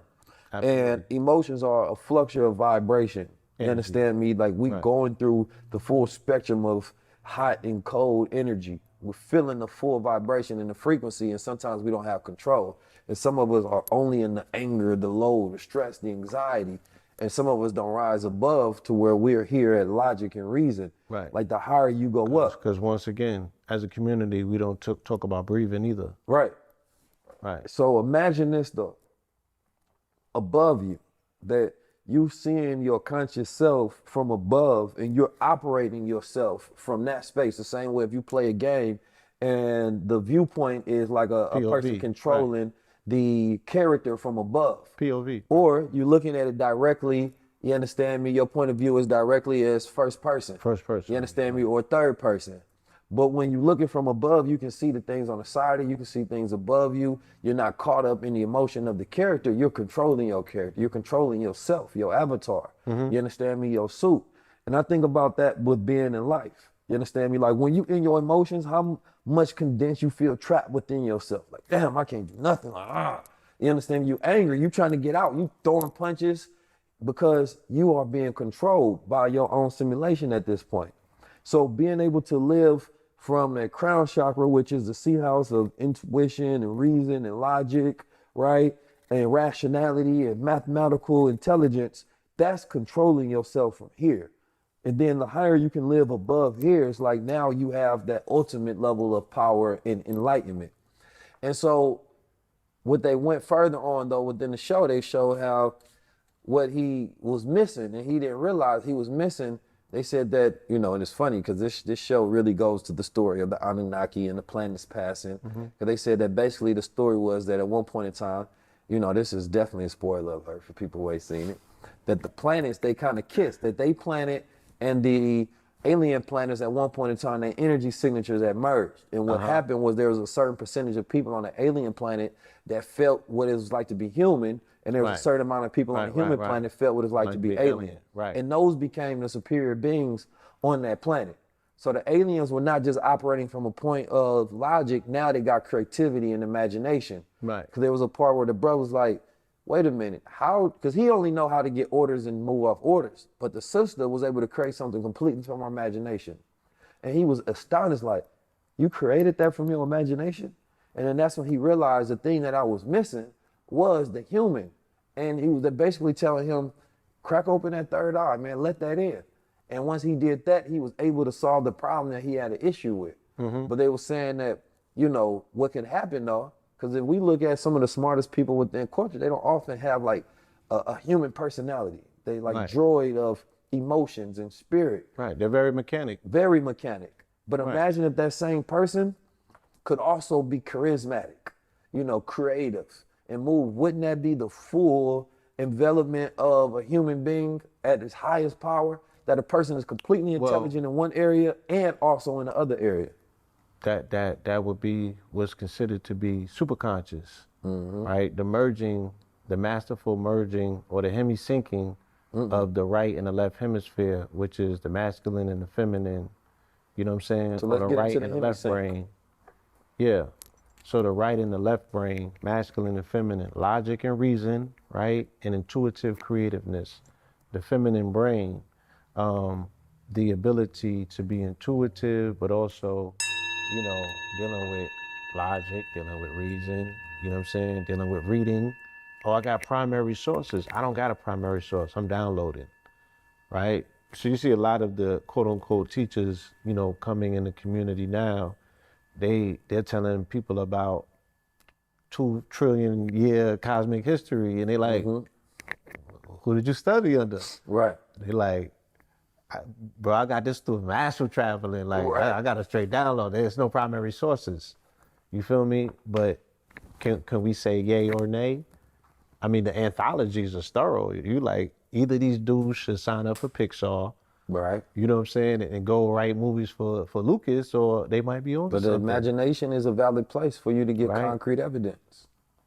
Right. So the access to, you know, imagination, our ability to access the imagination is what separates us from other species and what have you. The story that it sounds like they're telling about the brother who fell to earth is the same story the AI is going through with something called AGI. You know what I'm saying? Artificial generated intelligence, where now they're saying that this particular level of quote unquote artificial intelligence is able to access a semblance of what it means to be conscious and make decisions on its own based on being able to feel and emote, right? So in essence, the same thing that the alien species went through is the same thing that the human species went through. Let's follow the narrative to say if we were seated here by another species, right? These are the things that we went through when we got here, the adaptability factor. How do I use feelings and compassion? They showed it on the movie After Earth, when Jaden, you know, was feeling the fear and he had to conquer these particular, you know, again, dysfunctional deformalities in order to survive in unfamiliar terrain. You got to get yourself, you know, you got to get your mind clear so you can see things for what they are and not what your fear body's telling you that they might be. Now- because you are operating on false narrative. All right. So hemisync. I want to get back to hemisync. Okay. And you know, basically, you got the CIA gateway tapes when they were studying, you know, psychic abilities, right? The CIA has always been interested in studying, you know, the ability to hack the human mind, right? And the limits or the limitless of the human brain, right? This goes back from inception of the CIA. It goes all the way to Alan Turing, right? And Alan Turing can be known as the father of the modern, you know, AI or algorithm, right? Yes. He was a white boy from England who was also a homosexual, and they didn't recognize him because of his sexual lifestyle. But when, you know, he published these papers basically modeling the ideas of algorithms and artificial intelligence. They couldn't ignore him. Right. Right. And a lot of these programs that the CIA started to run, where it was the MK Ultra, the MK Kitty programs, where they were studying how to control the human mind, whether it was through sex, whether it was through frequency, vibration. They had all of these programs that were known by the public in the 70s Right. and LSD, 60s. right. LSD, that it was published in the newspaper that this is what they were doing. right. And eventually it was supposedly said, and now of course the movie Stranger Things was about that, the show rather. Right. It was supposedly shut down, right? That they made some progress, but they shut it down because, you know, it was too controversial at the time, right? Shut it down. You did. But anyway, during that time, they had the Underground, hemisync tapes, and what they were studying was how to maximize the capacity of the human brain, right? And what they would learn was that they could, you know, play certain frequencies in certain parts of the ear. So one frequency will be playing in the other ear, another one start listening in the other ear. So you got your left and your right brain. And at a certain point in time, they start shifting with each other, and it starts syncing both left and right hemisphere of the brain, right? And they talked about basically getting you up to that peak state, which was in the gamma frequency, which was 40 hertz, Yes. right? And, you know, once you want to like calm down and you're in relaxation, you listen to more 6 hertz, right? Where you in dream state and imagination. And so, you know, the average person doesn't, we listen to all kind of frequencies nowadays. People listen to 9,000 to 432 to 440, just, we go frequency crazy. But we don't actually know how to entrain ourselves and to go through the process of listening to frequencies in a way where it can actually unlock the human brain, and your left and right hemisphere of your brain is connected. Right. Because Oscillation. oscillation, So when we look at a lot of those things that went viral back in the day, where it was like, yo, do you see the dress as red or you see it as green, right? It was because either saying that you are more attuned to your left side or your right side, right? But what happens when you're attuned with both sides and they are in sync with each other? Now your whole brain is connecting dots and seeing things from a more spherical manner rather than a square box, or I'm only seeing through my ego, or I'm only seeing through creativity. No, now we're both synced up and now we can maximize our output at all times and there are no blockages, right? Can you tell me your experience with, first of all, tell me your experience with frequencies, specifically the ones that are good and bad, and some of your knowledge on that process. Frequencies that are good and frequencies that are bad. And no bad in terms of moral. Quote unquote, right. I had to study the science of frequencies to fully understand the 44. And in particular, me researching 44 and understanding that this frequency, as powerful as it can definitely be weaponized, right? And the military utilizes this frequency because the word military equals 44. Dr. Wesley talked about, and I talked about with Sci High about the weaponization of frequencies. Yes, so particularly in music. In particular, when the Rockefellers, and particular first the Nazis, when they set the musical standard, or they suggested that the musical standard be changed to A440 in the 30s, and when the Rockefellers locked it in 55 and made it the international standard, the tuning frequency for all instruments, what they were doing is they were aligning A440. When you make A440, automatically F sharp becomes what's called a double interval, and I believe it was 741. You know, I'm sure that they'll correct me if I'm wrong, but nonetheless, F sharp sets at what was called a devil's interval. So for the untrained ear, what they're always hearing at that particular frequency is a disruption of our subatomic subtle energy bodies that's being attacked, right? And if they're able to break down us on a subatomic level, utilizing frequency, once again, the things that we're projecting from our hologram, from our DNA, is going to be disruptive. So this is how you create chaos in your environment. This is how you create constant, calamity or just confusion. And then it's very easy to rule from that place if the people are always disorganized. If I'm turning up a frequency and the shape that it's creating is a cube as opposed to a circle, which is 432, which is resonating like this at all times, right? It's circumambulating, right? So this is negative ion energy creating positive effects, heartfelt energy, love, right? This the energy of nature, it's the heart frequency, Versus like judgment, versus, right? And, racism. So confusion, not to cut your wisdom, right, yeah. but to add on to the cipher of thought, when I think about the non-judgmental mind, right? When you walk into a room, certain parts of your consciousness are triggered by your biases, right? If I walk in and I see a white man with a swastika on his body, perhaps I'm going to be triggered. You understand me? Yeah, because, or if I see somebody of a different weight class or sex or sexual preference or whatever, color hair, you may, you see somebody dressed a certain way, you trigger, your judgment starts to populate. Right. And that was judgments on blocks. You understand me? It's predetermined blocks of thought that you have. Instead of walking in non-judgmental, so now your brain is just flowing. You're in a flow state with everything that's going on. Nothing is stopping your brain from connecting and moving and flowing. Here, you just and that's how you stay tapped in at all times to be in a non-judgmental state. So it's like you dealing with somebody that's yelling and tripping, and then you get on that frequency and start yelling and tripping instead of being in control of it. Right, instead of being never having to be in the vibration. Flowing like water. Yeah. I'm going over here. I got my own atmosphere. You know what I'm saying? So like one of the things I teach is how to be in that state of non-judgmental so that you can always be in that higher consciousness into the flow state where your consciousness has to be like a sphere where it's always rolling with the punches. Bruce Lee said it best, be like water. Be like water. But most people are like ice cubes. Right. Because ice cube is just a state of change of frequency. You understand me? At a proton arrangement within the water. So it should be like flowing water. Yeah, be like flowing water. To be like water, you could be ice. Yeah. And you could be stuck. Yeah. You could be in that cube state. That's right? exactly. As opposed to being fluid, it's still the same 360. the circle is the same 360 as the square. Right. Right? But you can be solid mass formulated into volume, or you could be fluid mass, you know what I'm saying? That's continuously moving in motion. And we're water, so these are decisions that we have to make.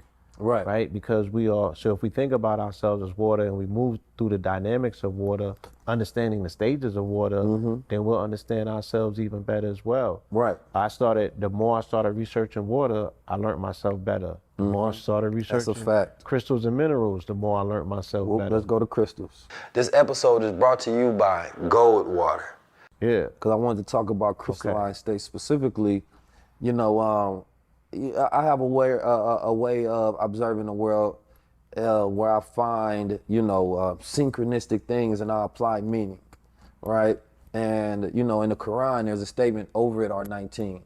And there's taught to be a 19 frequency within the Quran, that basically states that this Quran was untampered with because certain surahs and verses adds to the number 19. It's a seal. It's a seal. Yes. And without that, then you can see that there has been corruption added into because it's no longer the original word. Shows the mathematical profession is sealed in numerics.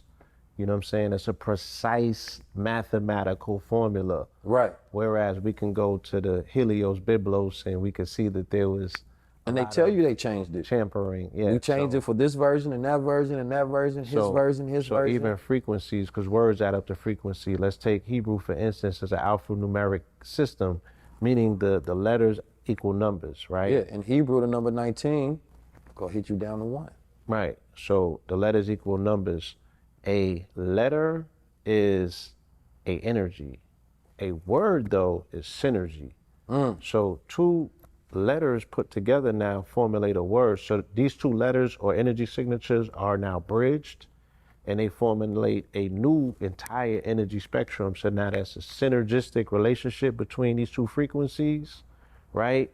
And look at it like a container. And with that particular container, this particular frequency, in that particular container, I can identify this container is identical to that container. So let's take 44, for instance. In Hebrew, 44 equals blood, right? Numerically, blood, right? But then it also equals Mars, right? So we know that Mars and Aries and blood all go together. You know what I'm saying? And when we go to gematria, we find out, so gematria is the numerical counting system of these particular words, right? We find the word brain equals 44. We find the word light equals 44, right? And when we go to the brain itself, inside of the brain, we find that the area of the brain that's responsible for language creation, semantics, and music perception is an area called Brahman's 44, right? So and then we create music in 4/4 bars or 16 bars, right? We still are constricted or confined to these aspects of utilizing 4, which is the door, when we create these things which are gateways between this dimension and the next. So I wanted to get something though, because what I was getting to with the Quran, when we're talking about crystalline and frequencies, there's something called, Christ consciousness. Yes. Right? Now the Quran in the chapter 19, verse 19, okay, you understand me, is where they introduce the birth of Christ. All right. Right? Now, and my understanding and breaking down is that when you live a certain way, whether it's chants, hymns, prayers, crystals, whatever it is, it starts to vibrate you on a certain frequency. And you always at that frequency. It's like when I hit this and it's going down until they get to the point where you can no longer hear it. And if you pay attention to that, then your consciousness is also. Ear, though.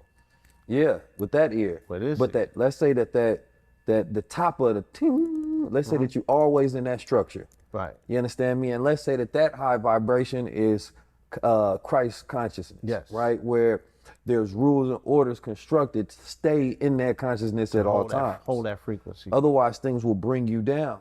You go from ting till you start fiddling down.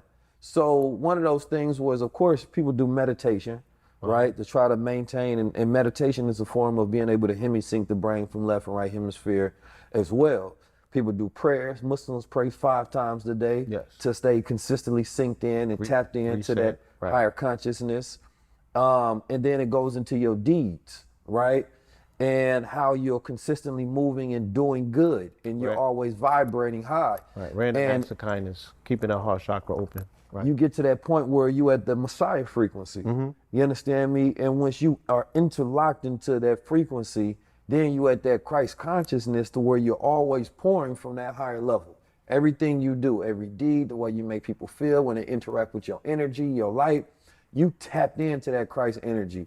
But that Christ energy is, Christ meaning crusher. So it also comes to change things, right? Like in the Bible, they talk about, Jesus coming in and, flipping over the tables and giving people rules on how they supposed to live to tap in. Because he basically saying that, look, if y'all want to be on God time, you want to have that mind of God, this is what you got to lock into.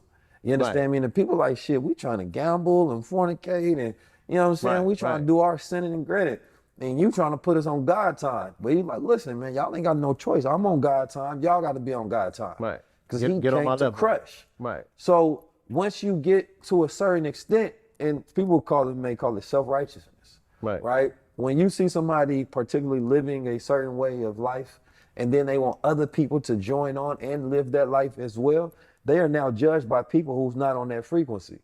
Now, the greater part of that is a person being able to live that life and not judge others, but still find a way to get everybody to want to be on that frequency through inspiration, Yes. through example setting. Yes. You understand me? Now, when we talk about crystals form based on the vibration of the environment.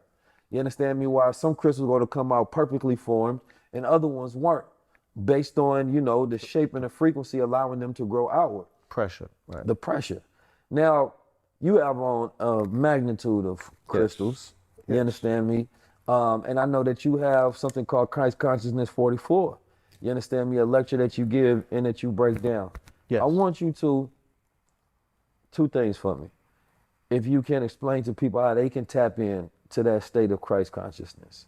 And because Mother Tanetta talked about it in conjunction with tapping into the mind of God, where she would read the Quran. I believe she read it from front to back every week, so that every letter and every word was what was vibrating and emanating within her mind. So imagine praying 5 times a day and reading the Quran every day. The only vibration that you have is supposed to be the word of God. So that means that you can only think with the word of God and vibrate within that. And imagine your environment being sound bowls and crystals Yes. and pleasant words. You Again, tapped in. Yeah. She's filling her cup up to her cup runneth over. Right? So she's making sure that her mind is mentally immersed at all times in the word. And she becomes a manifestation of the word. Because now she's presently present in her walking, living, breathing meditation.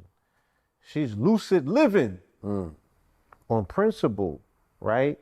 And her heart chakra is open because, again, the reason why the color of Islam is green is because it deals with the heart. It deals with the planet Venus, hence the fact that we see the star and the crescent, right? And the fact that it's on Fridays is when we make acknowledgement, to Allah and all Muslims gather on that particular day because it's resonating on heart energy, heart space energy. So if she's holding that frequency, right, and she's ascending her own Jacob's ladder, she's going through her hero's journey, right? Disciplining herself enough to get through what they say is like getting through the eye of the needle, right? That's how difficult they say it is to get through the heart chakra. Right. And they'll show it in the Giza pyramids, the King's Chamber. You got to go through a shaft on an angle through the left. You know what I'm saying? It gets real thin. You got to crawl through it. It's very uncomfortable. But once you get to it, you're in the glory of the upper room. You have access to the throat. You got access to the ajna, which is the third eye, and ultimately to the crown. This is the upper room. Now you in the kingdom of the Most High. You know what I'm saying? The skull, they say where Jesus went to go, the cave of Golgotha, right? And that's where this pineal is at. This is what's called a crystal palace. You feel me? The pineal, the hypothalamus. So there's actual crystals yes. where the pineal is at. The pineal is a crystal, right? The ears have crystals in them. This crystals, our skeletal structure is crystal. Hence the fact that if we jump, we create what's called piezoelectricity. And that's from pressure. When you put pressure on crystals, they release sparks. They release electricity. So when we're jumping, when we are utilizing, they like, them niggas just playing. No, they not just playing basketball. That's the most active piece of melanin on the planet at any given time. That's melanin in motion, real time, right? You can see the miracle through them. And playing basketball is using the earth. Because as you drop the ball, the earth is jumping back at up, you, pushing right. the ball. You understand me? Like, we don't even understand the Defying actions that gravity. we do on a daily basis. The super dynamic, super, quantum physics aspects of how we utilize these avatars and these vessels to create, or defy cosmic law. You defying gravity. You know what I'm saying? And looking good doing it. Looking great doing it. You feel me? Look at MJ was flying. Like, Flying. Right? We got hops. You understand me? But that's flight. But, Right. The greatest ability that we have in flight was, of course, within the mind. You understand me? Is Right. our ability to be able to travel from one place to another the same way we talk about quantum entanglement. Right, so that part, right, the ability that we're speaking of, taking over the most important piece of real estate this side of the universe, which is your mind, right? Getting back into the driver's seat of your spaceship. The thing that's gonna take you through this universe when you lay down at night, the thing that's gonna take you through this universe when you drop this robe of flesh. You know what I'm saying? She's saying, I wanna get in close contact with that now because I understand the ability to access this realm and this reality. So I don't have to have a reunion with it, you know what I'm saying, after the fact and reincarnate and come and do this again. I'm gonna be fully conscious of my vessel and my being. I'm gonna, inundate my vessel with this light. That word is light, especially if that's what you are vibrating to, because what you vibrate to frequently. Yeah, what you do frequently becomes your frequency. Your frequency. See, like we talked about this before on light bodies and enlightenment. You understand me in that, of course, it's easier to control the people who are controlled by their lower nature, ego. You just got to keep putting out those things in front of them, keeping them distracted. But if you're talking about somebody, imagine if you have a whole world where all of these people are wise mystics. Right. They walking around with all this wisdom. How you gonna fool that person? You can't fool that person that's locked in. My experience with enlightenment came, I was about 21, I was incarcerated. I got locked up thinking when I was 19. And I was practicing Ramadan in accordance with the Nation of Islam. I just got moved from one part of the jail to another part that was like the Club Med part. Like it was super laid back, they was gonna work release. I wasn't even supposed to be there because I'm not from Virginia. So I wasn't supposed to move from one part of the jail, but I was working at paperwork and I was really disciplined in regards to how I was allowing myself to study and to get in contact with the concepts of what spirituality meant, you know what I'm saying, now that I had this time to myself. And the sheriff was like, we don't recognize the Nation of Islam, as a religion. It's a gang in the federal, prison system. So he was like, if you want to do that, you got to go back over there. And I was like, no, I'm not going back over there. You're going to respect the fact that I want to do Ramadan regardless of what time he's like, you got to eat with your unit. The unit that I had to eat with they was work release, quote unquote, inmates. They was in their clothes. I was in my uniform. We couldn't mix. And rather than just falling on my sword, I had, cause we had payphones in the venue. I had called Islamic Council in DC, right across the bridge. And I told them what was going on. And for the next 3 days, I could not go and eat with the unit. So I couldn't eat at all. I just had to fast for the entire day. So I was reading my surahs and I started drawing. I had created a figure called Al-Kabir, which meant the magnificent. So I was channeling all of this pain that I was feeling from starving. At night, cause we had a vending machine, I was buying bear claws and stuff like that, but I wasn't getting no sustenance and I was being challenged. And the people in the unit was trying to put fear on me like, yo, that he's KKK, Grand Dragon, he got bodies, he this, that. I care about none of that. Like, you're not gonna tell me, and this is the first time I ever heard somebody tell me I don't have rights. He's like, you a prisoner, you don't have rights. And I had to research what he was talking about. And that's when I came into the knowledge that what he was talking about had some sort of quote unquote legal standing. I didn't know that prior to that.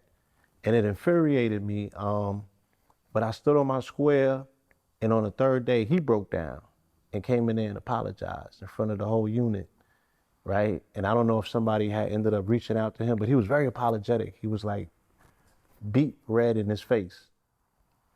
And after he left, people were coming in the unit, coming in my cell, you know, like, wow, like you stood up to that. And you know what I'm saying? They folded before you did. And everybody hand that I would touch, I would know everything about them in like 2 seconds. And it was like, you got a gold film, you know, like a gold light coming off of you.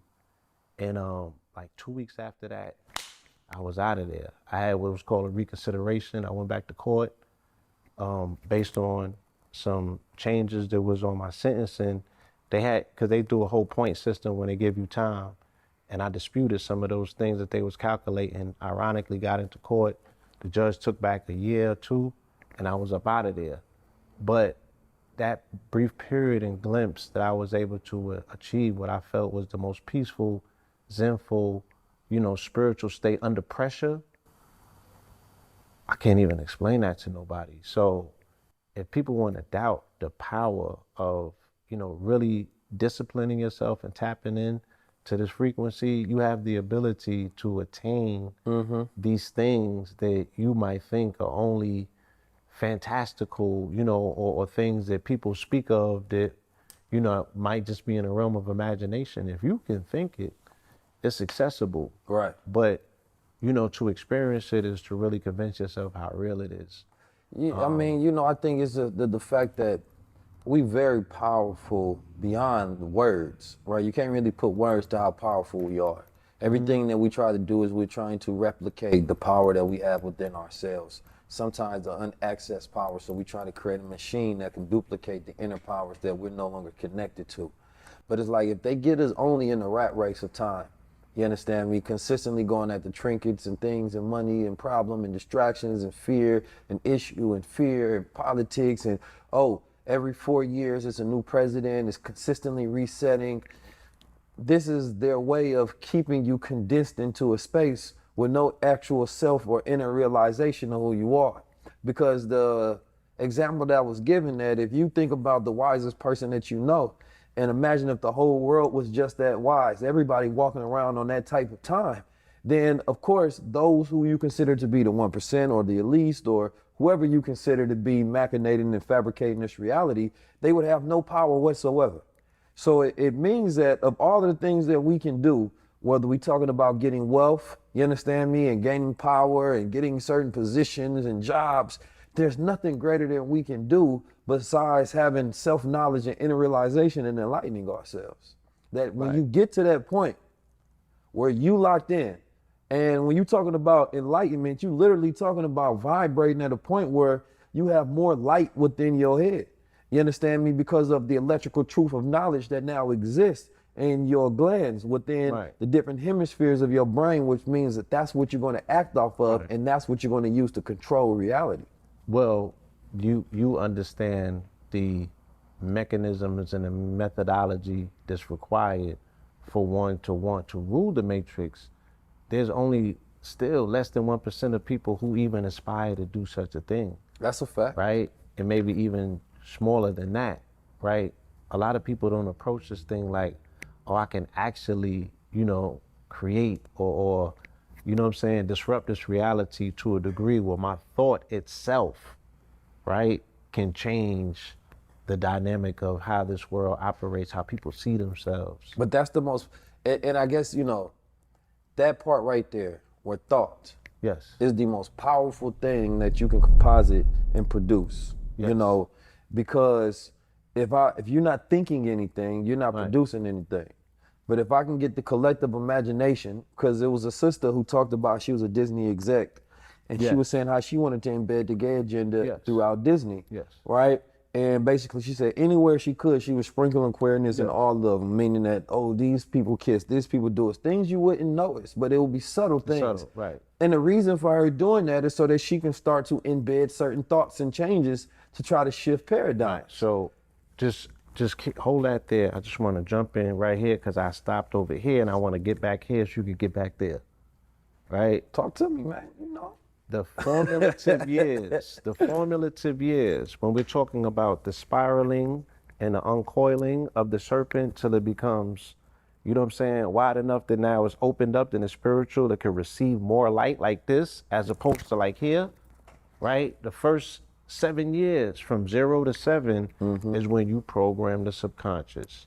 So if I program the subconscious from the years of 0 to 7, any and everything that you do beyond that particular point is going to be in response to this program, which operates 95% of your life from this point on. So the Jesuits said, give me your child for the first 7 years and I'm gonna give you an adult. Because it's almost impossible now to undo that level of programming because the spiraling goes like this now. So in this whole aspect of this spiral coming through, if I catch this particular node right here, that spiraling now is going to replicate that particular pressure point, that node. Like if I put an imprintation on it right here, that imprint is still going to replicate itself every time that spiral goes. So now you're dealing with this particular generational trauma that keeps popping up in all of these different manifestations in these 7, you know, these ages of your life that's broken down into 7 years. You know what I'm saying? Going through these quote unquote 7 chakras. You feel me? So, you know, these are ways that we observe that they utilize, you know, programming. You know what I'm saying? So some of that crystal menthol, just to open us up deep. while we talk. You understand me? I brought out all of the stuff. I brought out the bows. I brought out the crystal menthol. The crystal menthol. You know what I'm saying? Some mullein. We got the gold water, the silver. Whew. We need all the high vibrational tools. That crystal menthol, yeah, hit that bowl a little, cause that opened up something right there. Absolutely. That's the 4th time I hit it. Yes, indeed. Yes, indeed. So like, all right, let's say somebody listening right now and they like, all right, I hear what y'all brothers talking about. Y'all was definitely going high level, but how do I activate, right? And you know, throughout time, human beings have had multiple ways that they activate, whether they're sitting down and they sun gazing, right?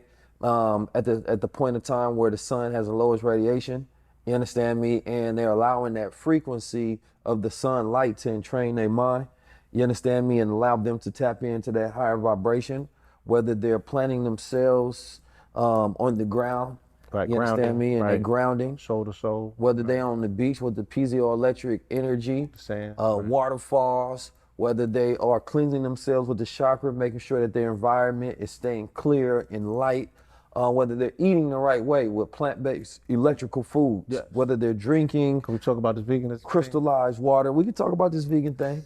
We can definitely talk about it.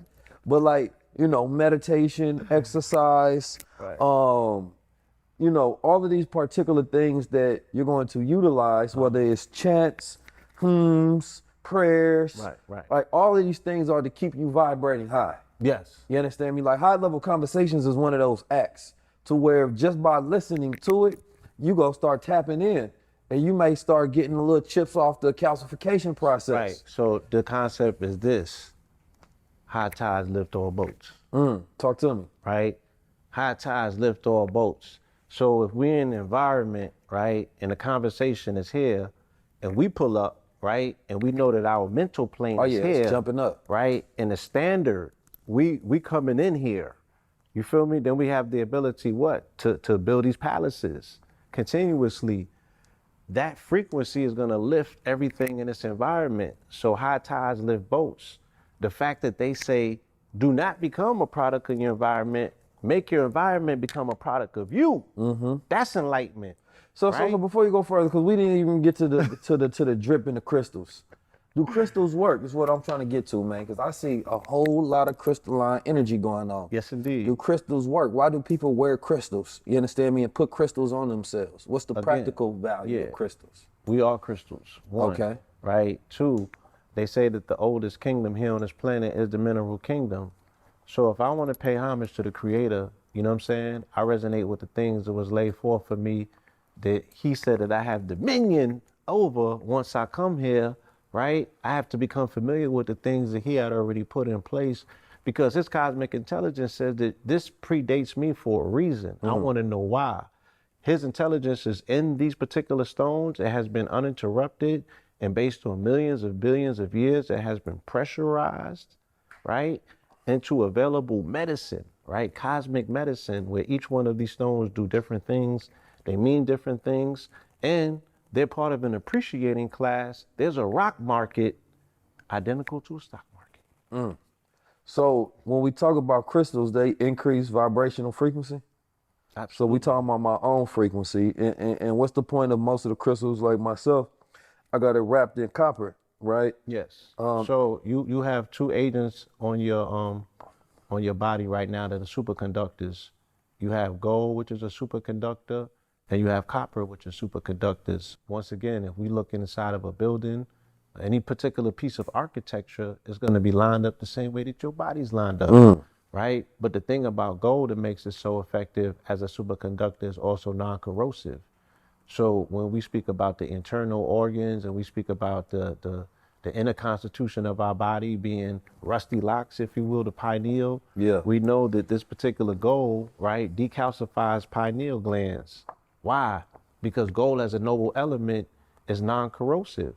So now you putting it into your particular electrical body, your inner body, right, is given a conductivity in that particular body, and it's just revving it up. It's giving you all the electrical amplitude that you need. It's decalcifying or chipping away on the rusty locks or the pineal gland.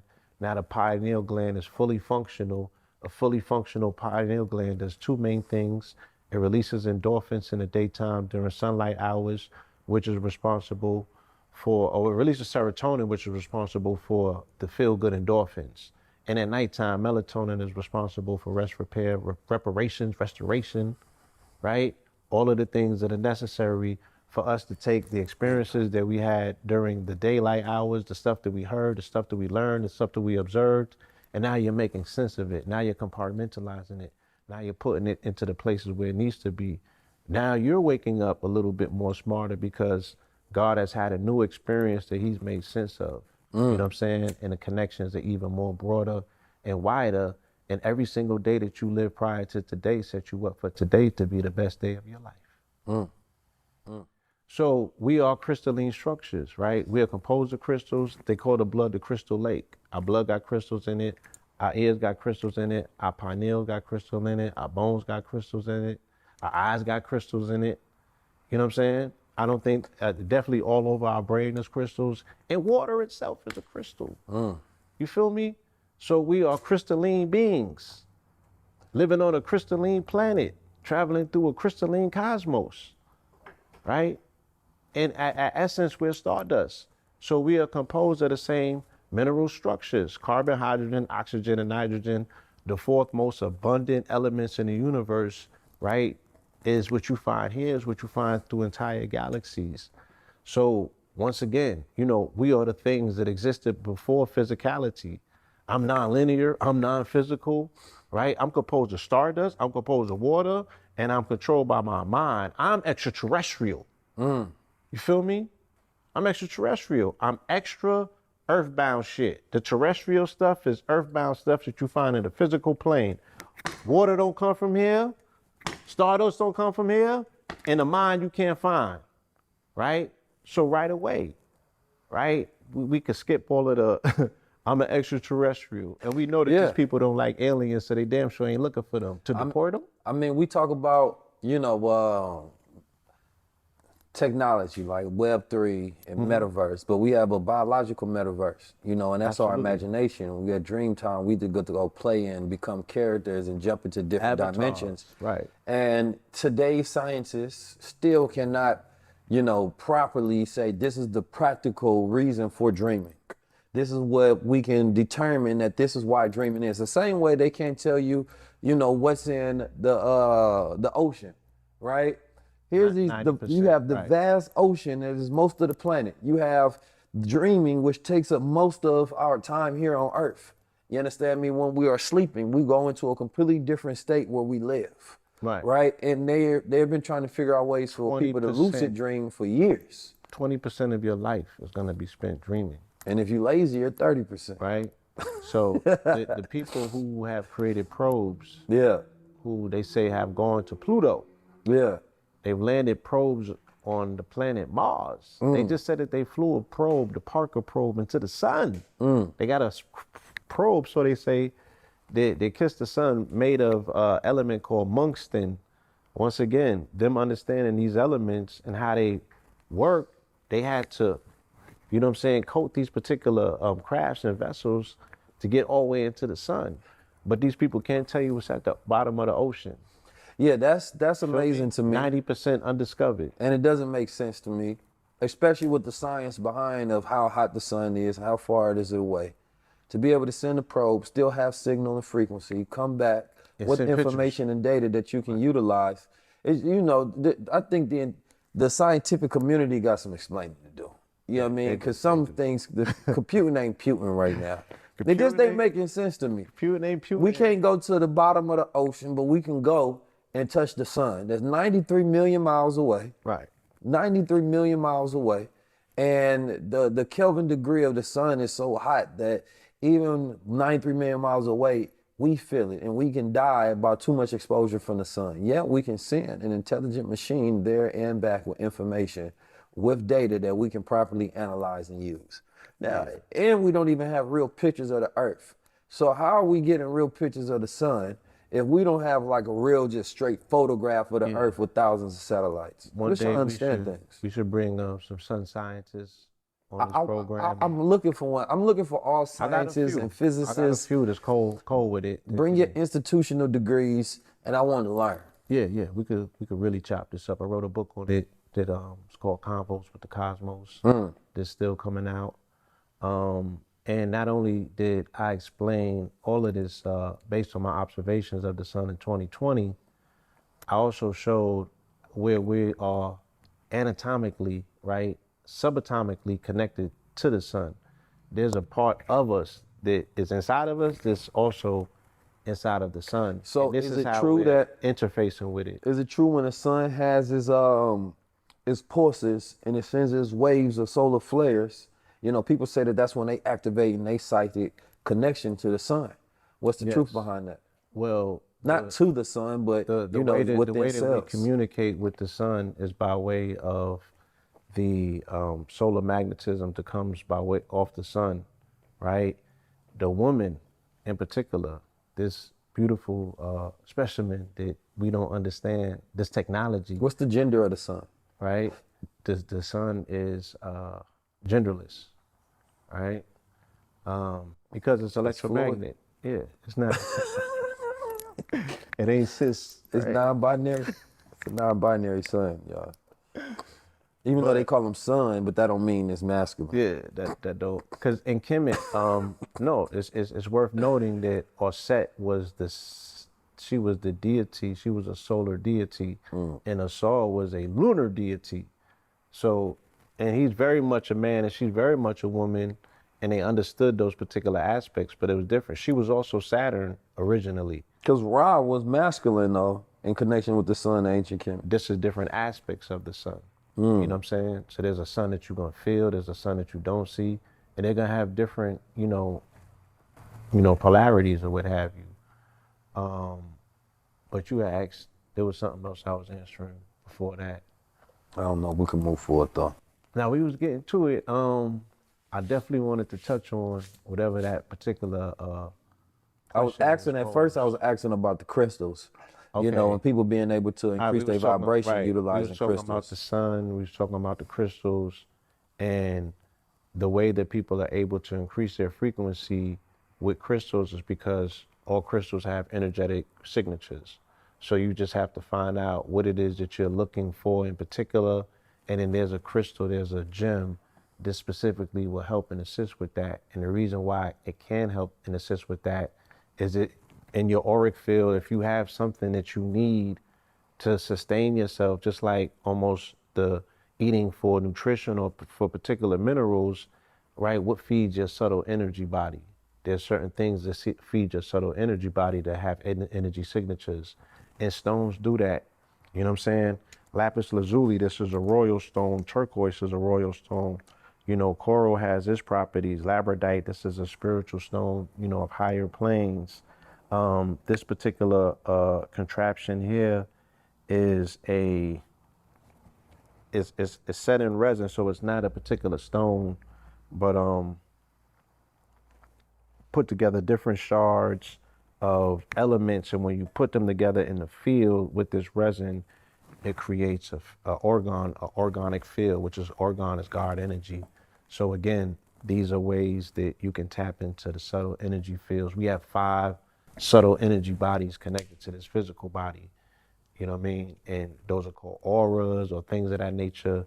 And through different, again, through sound frequency, through color frequency, these are all the ways that we interact and interface. So, color frequency, because you are a very colorful brother. Yes. You understand me? Every time I see you, you got the brightness, you understand me? You got the spectrum on you. Now, you once told me that different colors, you understand me, have different reactions, right? So like different days of the week, you try to wear different colors. You understand me? What's the science behind that psychology? I align my color psychology, if you will, with the planets. So each planet has a different color, and that particular planet and that color has a particular frequency.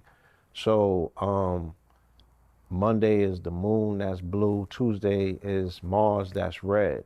You know what I'm saying? And we all know what the red or the Mars energy kind of represents. You know, Wednesday's Mercury, which is the mind.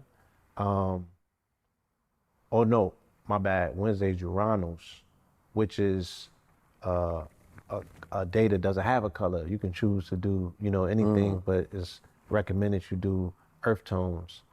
You know, Thursday is Jupiter, so that's purple.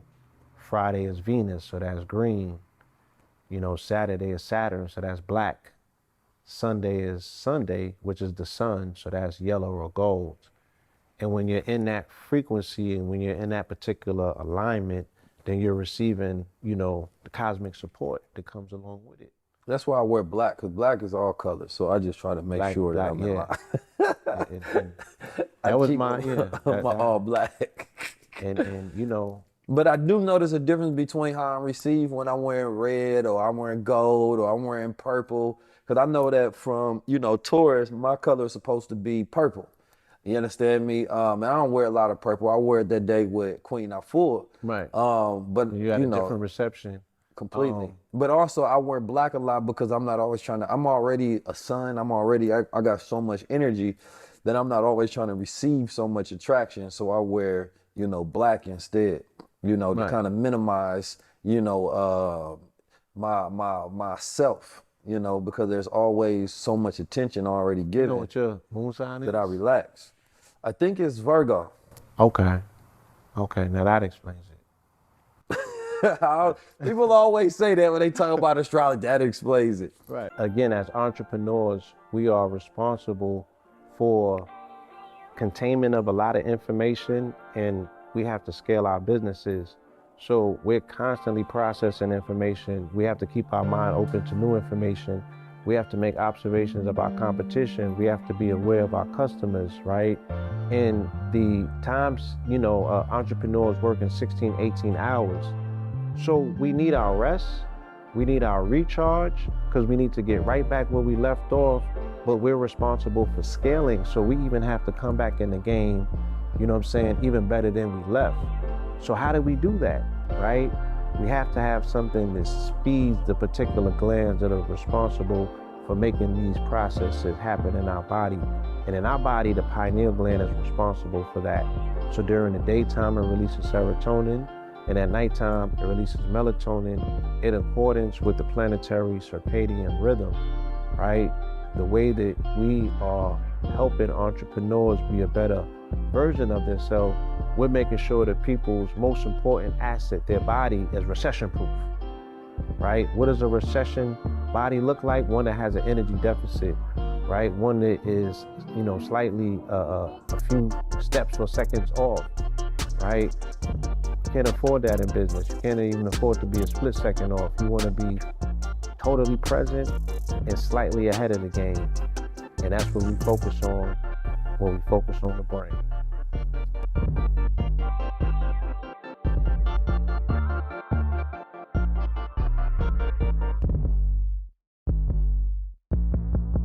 Right. Man, I want to get to a couple more things before we get out of here. So like astrology, right? Yes. Because I talked about this briefly with Billy Carson. You understand me? But we didn't actually touch on astrology. We kind of breezed past it.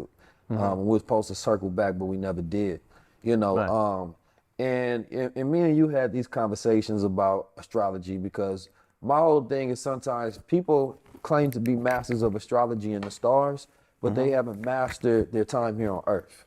You understand me? And yeah, so they say millionaires don't need astrologers, billionaires do. Yes. You understand me? And we know that there's statistics and data that show how people trade with the moon or the sun. That there's people who trade directly Bitcoin, you understand me, with the moon, right? Yes. In correlation between those times, how people react Yes. and the Market whole energy. metaphysics. I've seen it, yes. Now with astrology though, you know, there's a lot of astrologers out there.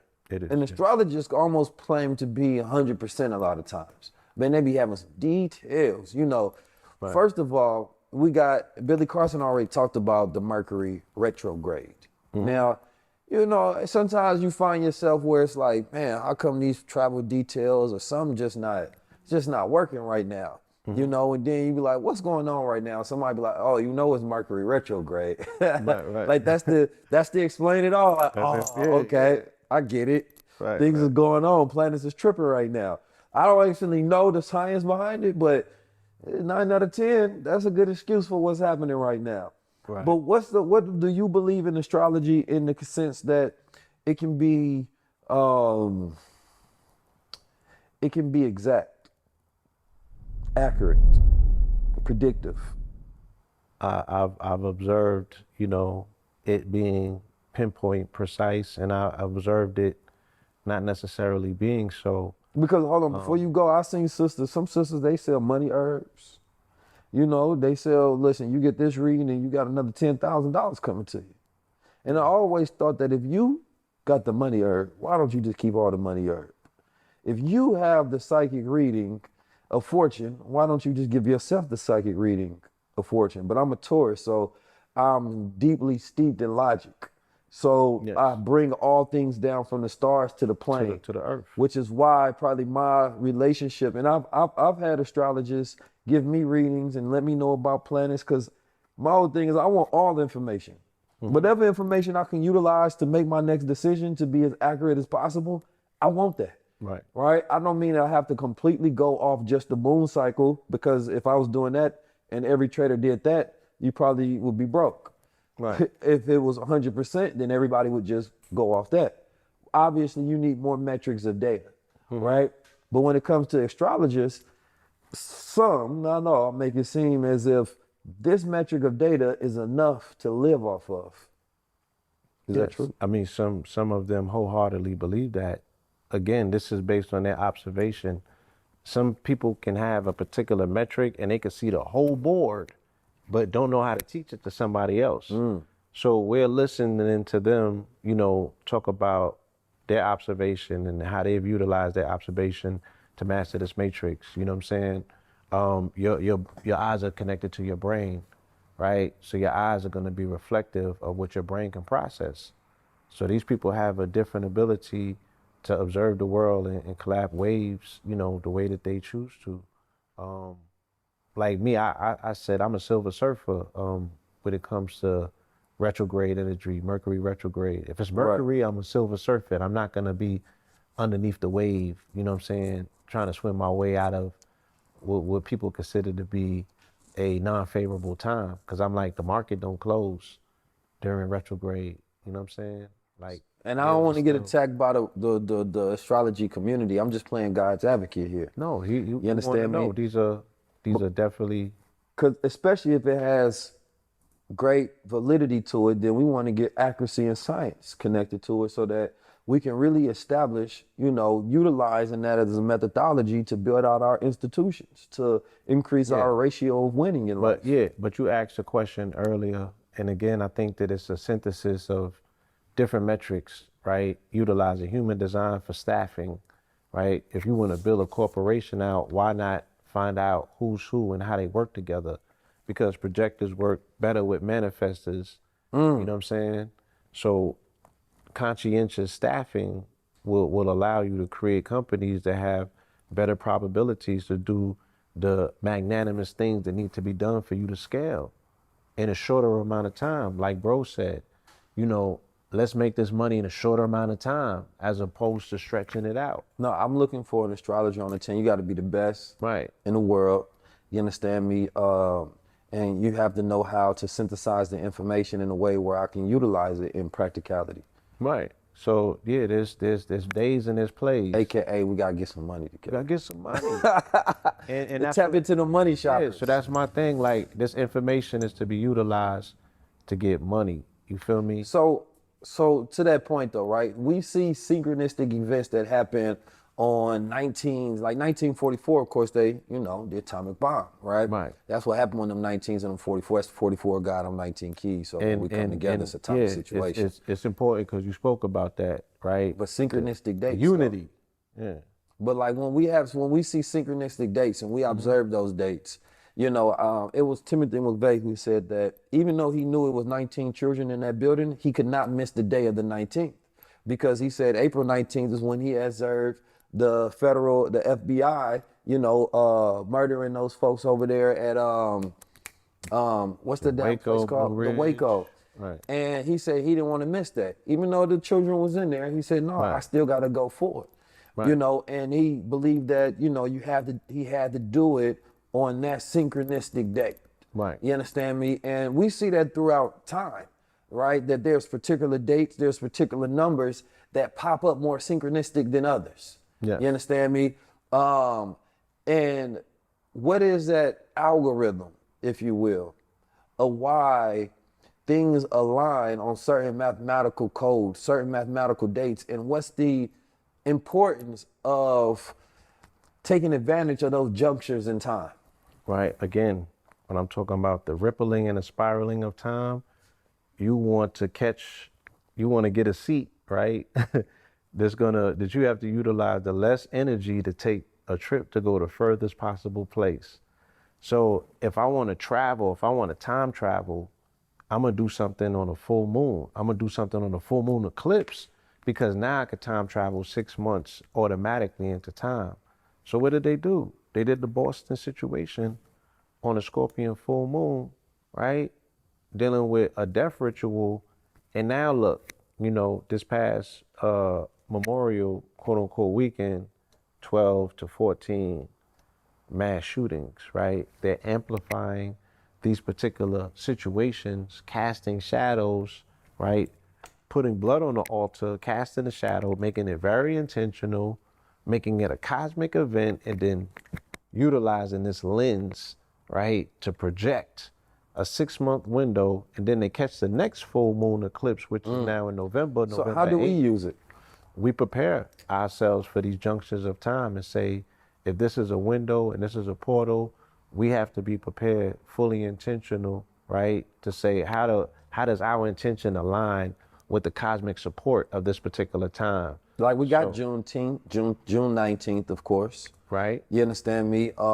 That's supposed to be a particular powerful day. Right. That's going to be a strong point in time where melanated people are going to be gathered celebrating their alleged quote unquote liberation. This would be a perfect time to remind them that, there's still alertness, there's still awareness, there's still a job that needs to be done. If you want to secure this particular freedom of yours, you know what I'm saying? And we can look at each other at our level next Juneteenth to say that we did everything possible to not ignore these dog whistles, but rise to the occasion. Yeah. To say that it's somebody lurking, right? That doesn't have, our best interest at hand. So when we look at days like that, let's say like Juneteenth, like black, black, so-called Black History Month, those are times where black people feel more black. They ready to spend a little more. They can come out in their kente cloths. Yeah. They can claim to be a little more Malcolm on that day rather than Martin. They're reminded of their identity. and they're allowed to. They're given the liberty. You going into your workspace, somebody got a kente cloth on, and you're like, hey, it's Black History Month.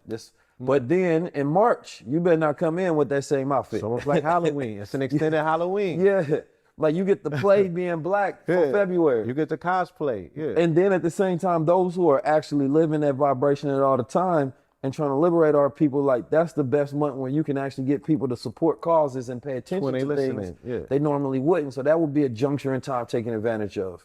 You know, it's like May 19th for Malcolm X's birthday. That's a juncture date where it's like, yo, we could be a little more revolutionary today. Got Juneteenth, that's a juncture day. We was free. Remind ourselves, like, let's do this proposal, this. Right. So a person would launch something on that date, right? Right. So it's like, and that kind of goes towards symbols, because when we talk about symbols, symbols have a powerful energy within them. You know, the same way letters and symbols are semi-autonomous information machines, right? They automatically have in their wielded power. Yes. That when DNA and consciousness recognize it, it's going to stir something within self. Right. When we look at Bored Ape Yacht Club, my bro had brought this up, and a lot of people was, you know, whether they believe it or not, I'm sure there was synchronicity. You guys realize for the last 2 years, they got black people to invest in monkeys and dogs while making fun of us and taking our money from us. Thank you. But Doge was going to the moon. When y'all get done, go look at Bored Ape Yacht Club and go see the imagery of how it's connected to Nazism. It's damn near the same imagery, but they know we won't study long enough to say, and now look how many billions of dollars they made off of us and our culture, and then the music industry gonna come in with more NFTs and continue to rob us. All we need is us. And if we study this shit and know this like the back of our hand and have the same debates about LeBron versus Jordan, we're not gonna do that here tonight, right? But we have to know this market the same way that we know sports if we want to be free. There was connection. Ian said that, you know, the Bored Ape Yacht Club utilized the branding of Nazism. Propaganda. Nazist propaganda. Yes. You know, we can look back throughout time and see where apes have been utilized to spread propaganda against original people. Absolutely. And also just, you know, propaganda against Asians, against Jews, against a bunch of different type of people. And there was so many connections that they couldn't be ignored, right? It's one thing to be like, you know, when I first seen it, I'm like, apes. And then I told my partner, I say, listen, man, because we was having a conversation, I don't say the brother name, because he done made a lot of money off the apes, and kudos to you, because I say, man, racism ain't never made me that much money. You understand me? So I ain't mad at you. I said, look, if you want to test me to see if I'm real about this, shit into my wallet and see if I accept it or not. You know? but to the point though, because, you know, I think that the larger point was that we will happily, like, imagine if those were Black Panthers. That one it did is good. Right. But if it's something that's making fun of the whole world, you understand me? Making fun of different peoples. Our world, right. And the part was that the Nazis knew what they were doing. They were so scientific. That German engineering was some of the best on the planet Earth, and still is. Right. So when they did branding, the Soviet Union did marketing, they did it at the highest possible level, and everybody else copied that platform. Right. So it would make sense to me that if a person wants to go build a brand, then they're going to steal from the original brand makers. Right? What is your take on the stealing symbols and retrofitting them for your cause versus the original energy that those symbols had still being in that and you not having the ability to turn that around? So you're talking about reclaiming particular symbols and re-engineering them, and with the hopes of saying, if I'm going to re-engineer it or repropagate it with this particular intention, right? I don't want to tap in. So if I want to take back the swastika from the Nazis and put it back into the indigenous aspect of saying, I saw the Incas with this, I seen the Mayans with this, it's still not going to have this stigma. And in Oakland, there's a Buddhist temple that still had the swastikas on. Right. Or if I want to take the Confederate flag and say, oh, I seen pictures where they got that from the indigenous people of the land. Right.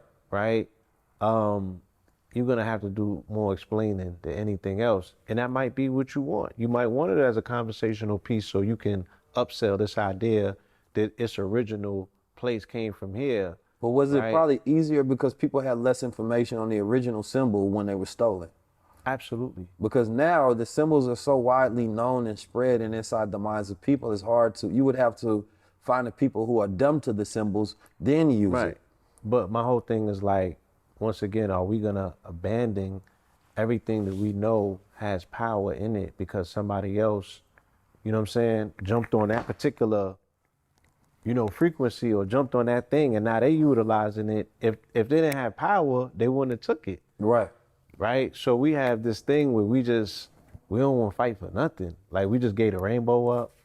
We just give it all up. And it's like, you have any alternatives? That's how you fight? That's how you show up? That's how you protest? You know what I'm saying? So everything is a game of chess. You feel me? Somebody move and you got to respond with a move. We haven't seen enough of our people counter responding to moves. What's the importance of symbols though? Because for me, like, you know, I utilize the sun, moon, and stars. Those cosmic entities, if you can go through every people throughout time and they had some sort of connection to the cosmic entities. Of course, when they looked up there, they seen a sky full of stars. We don't even have the same, you know, sky as our ancestors. So our imagination towards the cosmos is completely different just based on our observation. Because if they looked up there and they seen a bed of stars where they seen the Milky Way and the galaxies, it's going to make them ponder upon the universe completely different than in our reality, to where we have all of this light pollution and we can barely see a couple of twinkles up there. Right. So we don't look up. And now we got into a people where we look down. We look down, right. And so our spine is consistently taking on more curvature and our head is down. Which and that's means, done something to the perpendicular man. Right. So you got less access to the ability to tap into enlightenment because you're perpendicular. Your spine has to be straight, right? Shout out to the nation. They show, right? Shoulders back, chest up. You know what I'm saying? Your stomach in, chest out, head up. Right? Because the only way that the energy is going to properly move and fluctuate up that spinal column is, you know, a man has to stand straight. You got to be straight. That's how you move your energy. So, and not to cut your wisdom, but if you think back in the day when people did have a little curvature in the spine, it's because they read so much, which also means that those were the people who had the most knowledge. But now this curvature is the people who are distracted the most. Who or in their more so reptilian brain, right? And they curve like a serpent. So I'm easily able to control you through stimulus from your screen. Oh, I'm mad emotional. I'm shooting my brain, right? I'm warping my brain with dopamine hits because I'm here all day. Oh. And you less confident. Oh, shit. Right? Because when you know, if you want to raise your confidence, put your head up. It's going to automatically raise confidence. Right. You got to put your hands up. It's going to automatically raise confidence and testosterone like a victor. Right. But if your head is down, and for every inch it adds 10 pounds, so it's going to continue to curve.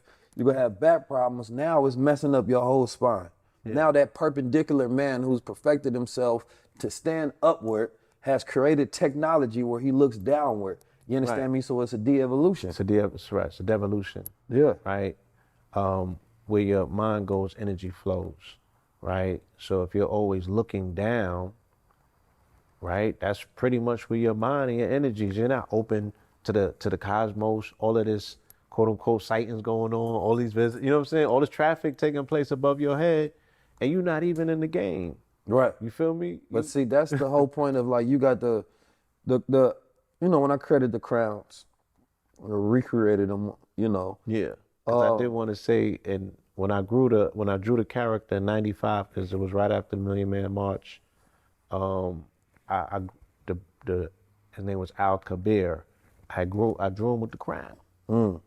Feel me? I had tapped into that frequency, and again, it was reminiscent of what I was experiencing in that cell, going through a period of enlightenment, where I was like, I was detached from the pain of the body going through, you know, fasting. You know what I'm saying? And I was like, I'm just all in my mind right now. This is all mental. And so that's what the star and the crescent's always represented, the potentiality for enlightenment. The fact that in my mind right now is the stars and you know what I'm saying? And it's And a moves constant reminder these as well. yeah, these cosmic bodies are constantly, you know, downloading in my mind and giving me different particular ideas and you know what I'm saying? I'm pulling from the forces of the cosmos. I mean, just think upon, you know, the sun, moon, and stars are so powerful, right?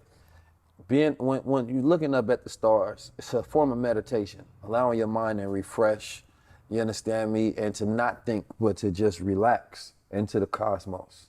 You understand me? And the average person does not look at the stars anymore, does not observe the stars and wonder upon the universe, right? Does not tap into the moon to understand the connection that it has on its body and is pulling away the water.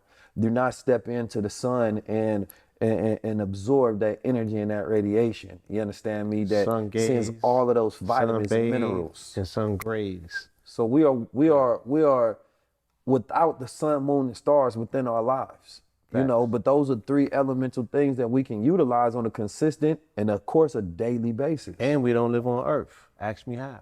Talk to me then. How we don't live on Earth? You see these soles on Yes, these sir. feet, right? About 1 or 2 inch. These particular plastic insulation post 1960s, you know, we started wearing rubber on the bottom of our feet. Rubbers are insulators, so we're not getting no electromagnetic frequency from the planet, nor are we standing on the planet. We're always 2 inches off of it. So we don't take our shoes off and ground on the earth. If you have lived for 40 plus years on this planet, accumulatively about 1 year of that time have you spent maybe, right? If you grew up in the South, maybe with your feet planted on planet Earth, physically on the planet, absorbing, right, the electromagnetic frequency that comes once the solar wind, like you said, once that cosmic energy comes from the sun, it hits the planet, right, and it's available as food on the ground. You eat through the bottom of your feet, your soul. That's why they call the bottom of your foot soul. That's why they call the sun soul, S-O-L. So soul to soul, you're eating, right? You're also dumping, you're releasing inflammation and tension into the ground, but you're also pulling up all of this energy, this cosmic energy and information that's just coalescing, you know, on the ground. No one's utilizing it. So why It's for does you. modern man think he's so advanced when he doesn't utilize any of the natural resources around him? Because when you think about it, everything that we create is created almost to disconnect us from the food we eat. It's disconnecting us through the pineal gland. It's calcifying us to the way that we brush our teeth with the fluorides. You understand me? The chemical flavors Right. that we put in, it takes us away from natural Because everything. we are the latest iteration of civilization. When they created civilization, that is when they started going counter nature, right? The act of creating civilization, stone edifices and things that were not necessarily based on living in forests, right? Because first So they is that lived the in- possible prime difference between prehistoric people and people now, was that we created technology, you know, to disconnect, and they created technology to connect. Right, right. Exactly. You know what I'm saying? This is when people started rivaling the idea of the Most High Creator, you know, building out cities and, you know what I'm saying? You got to push out nature in order to do that. And then attempt to come to some sort of compromise. Nature's always going to get the short end of the stick. Nature is feminine. That's why Right. the masculine energy that gets built up in the city at all times have to go out and seek feminine energy for redistribution and balance, for Right. connection. So they made that mistake in New York, right? And they was like, yo, we got to bring some femininity back in, right?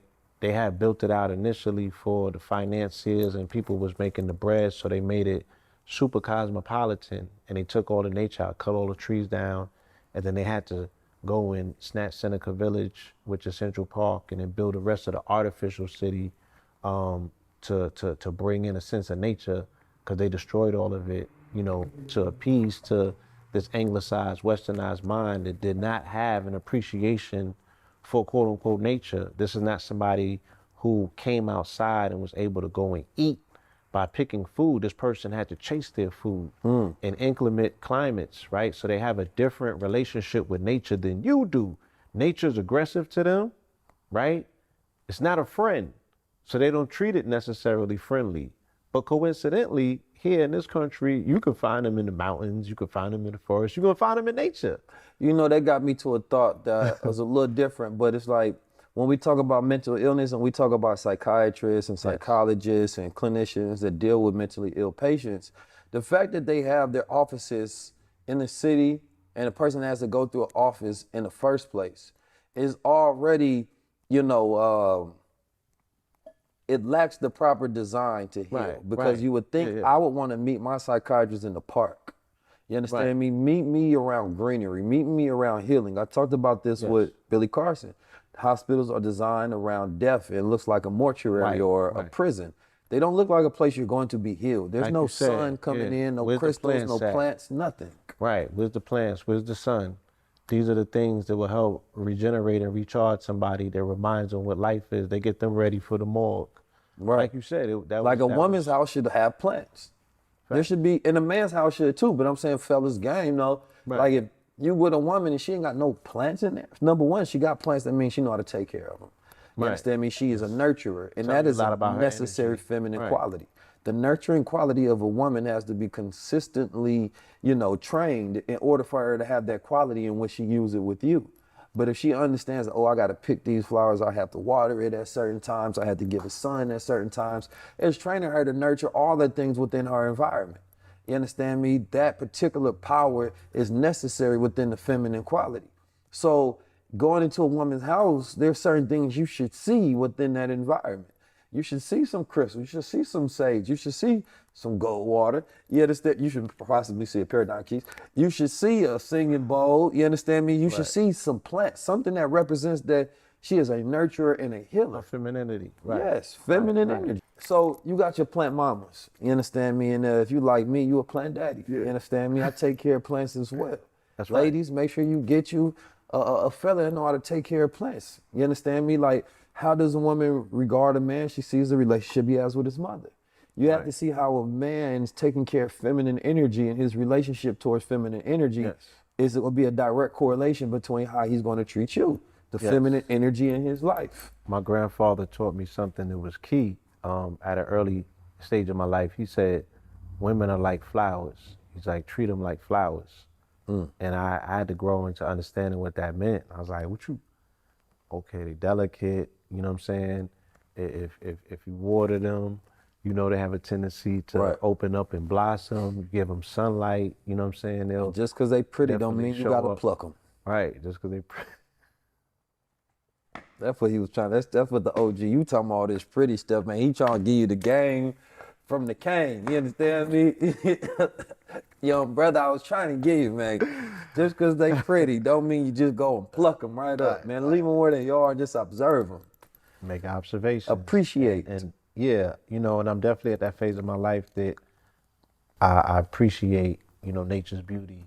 You know, Creator is outdone himself with this one. That's a fact. It's definitely some amazing geometrical, symmetrical, you know, and I say symmetrical and intellectual at the same time, because there's nothing more intellectual than something whose symmetry is where it needs to be to reflect his divinity. You know what I'm saying? The femininity and of the electrical symmetry. It's just like, it's that feminine energy, man. I get you, man. And it's like, I just, yeah. Black men, why y'all ain't ready to go to war for this, man? Man, you got to. Like, but because, you know, that's a longer conversation, but it's like, thing ever, unfortunately, Black men are not as in love with Black women anymore, because if we were, we have a whole different world.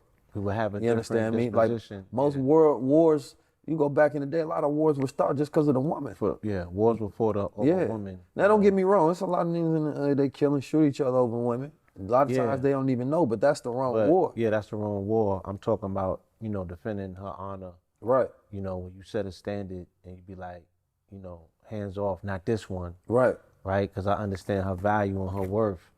And she could bring forth a God to this earth. That's a fact. Right? So I'm going to make sure that she's protected, respected, and never neglected. You know what I'm saying?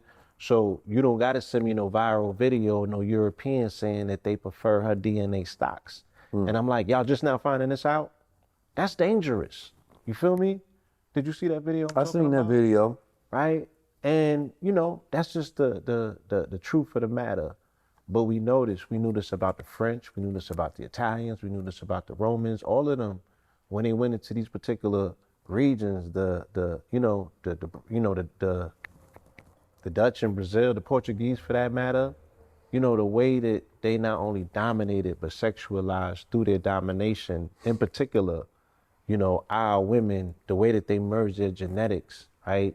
You have their specific ones, you know, the German is more scientific and engineering with his mind, but the French and the British and all of them, they get more into the genetic engineering. You know what I'm saying? They want to interact and interface at a gene level. Yeah. And get in there and you know. And what was it about the Romans that had them with the romanticism and how they quantified that whole system of engagement through relationships? Again, you know, I think that it was very much indicative of their environment, right? The fact that if you have to fight to eat, you know, that level of aggression leads to domination. You know what I'm saying? Domination and conquest they are Aryan people. So Aryan is Aries, is warlike. They had a movie called Clan of the Cave Bear, and they showed their domination tactics was sodomistic, right? That's how they broke a particular person down. When you have a dominant hierarchy and you're moving like animals in that particular dominant hierarchy, that's how they put their masculinity in check. Now, I don't know if they got this from observing aspects of nature, or this is just their substrata aspect of underneath, you know, substrata humanistic nature, where they're not even animal yet, because an animal even obeys this particular nature. They're substrata, they're somewhere in between. And that becomes culture.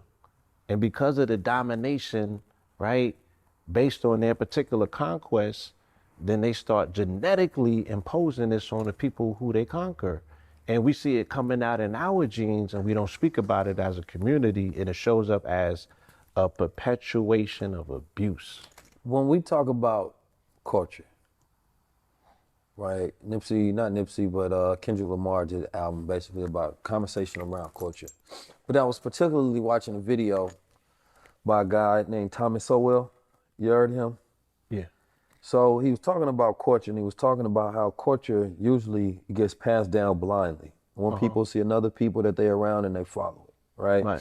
And it was specifically talking about how black culture of Ebonics stemmed from, you know, England, right? The England ghettos, when they were replacing, like he was utilizing the example of, you know, replacing be, you know, with proper English, like we be there, or instead of saying that we go be there or we're going there, we bees this, we bees that. Right. But he was saying, like, even when you look at phonetically the language that was connected to us, and how, you know, the Southern rednecks were the ones who were called ghetto at first. They were the ones who were considered to be intolerable because we had a higher literacy rate, right? We were more civilized in environments, but those were the ones that were, you know, thrown aside and discarded, you know, by the higher so-called sophisticated society.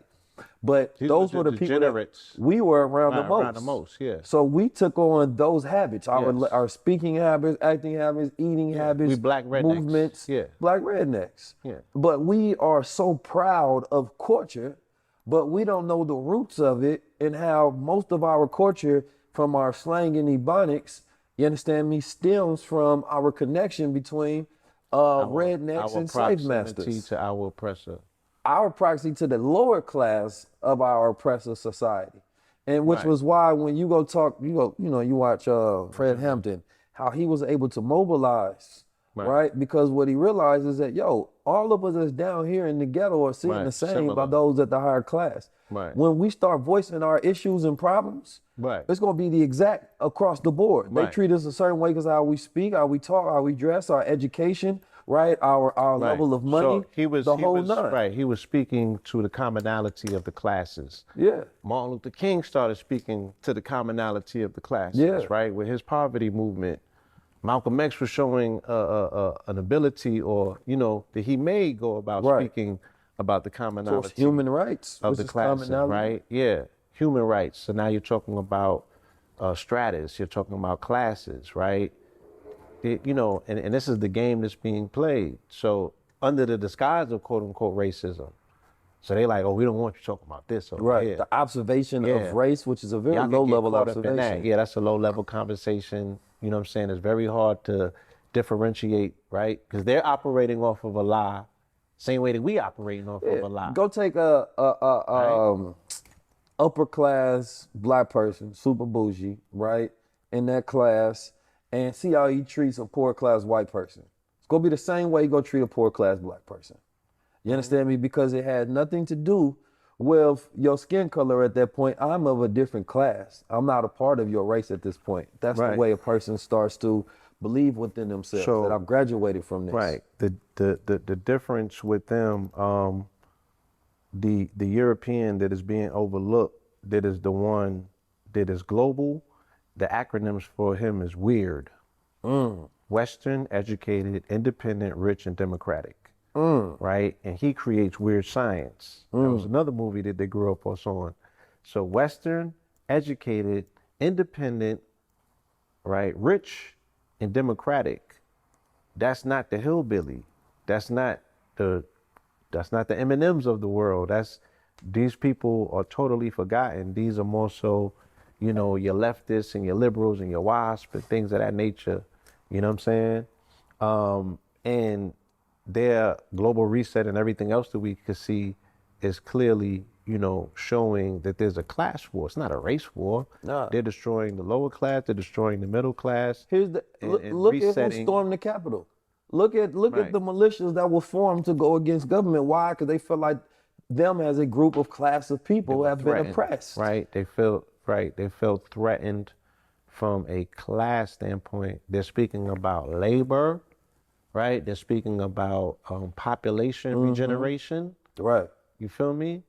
So these things are class issues. They're not necessarily, they may observe them from a racial prism to say, oh, this particular class of people or race of people are replacing us, but they're speaking about the ability for them to maintain a particular quality of life. Which is also why politics is such an illusion, because if you wanted to create parties, you would create parties based on a class of people who have the same problems.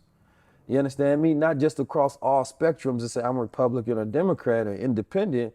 No, well, this Republican may be, in a completely different tax bracket, live in different jurisdictions and tax brackets. This person may be a poor redneck, but y'all both consider yourself to be Republican or Democrat. But if you created it to say that, the only difference is when a person goes to another class and they jump into another field, but it would at least be more equal in terms of representation. But when the moment that you can get people from thinking race-based to class-based, the people have more of a reality check to where they actually are and their interaction and reaction with the government and issues, problems, policies, and things that they face on a normal everyday basis. And you start to observe a little higher than that brother got black skin, I don't like him, he can't do this, that, and the third. Because I promise you, a lot of times the way, and this is what a lot of poor white class, they can understand like, way y'all treat him like a nigga, I feel that same way of how I'm treated by my own people.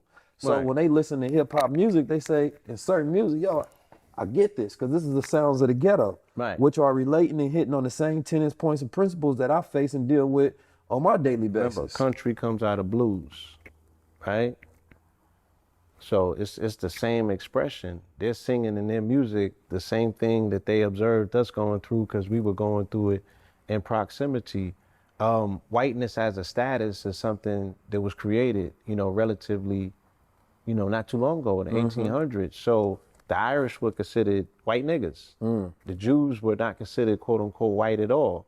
So the Irish did not get accepted into whiteness until after the New York City draft riots, right? When melanated people started rebelling. Should I say Irish started rebelling about getting drafted to go to war to have to fight for melanated people. So they started attacking melanated people in New York. And once the dominant society observed this, they was like, oh, they put in that work, Right. right?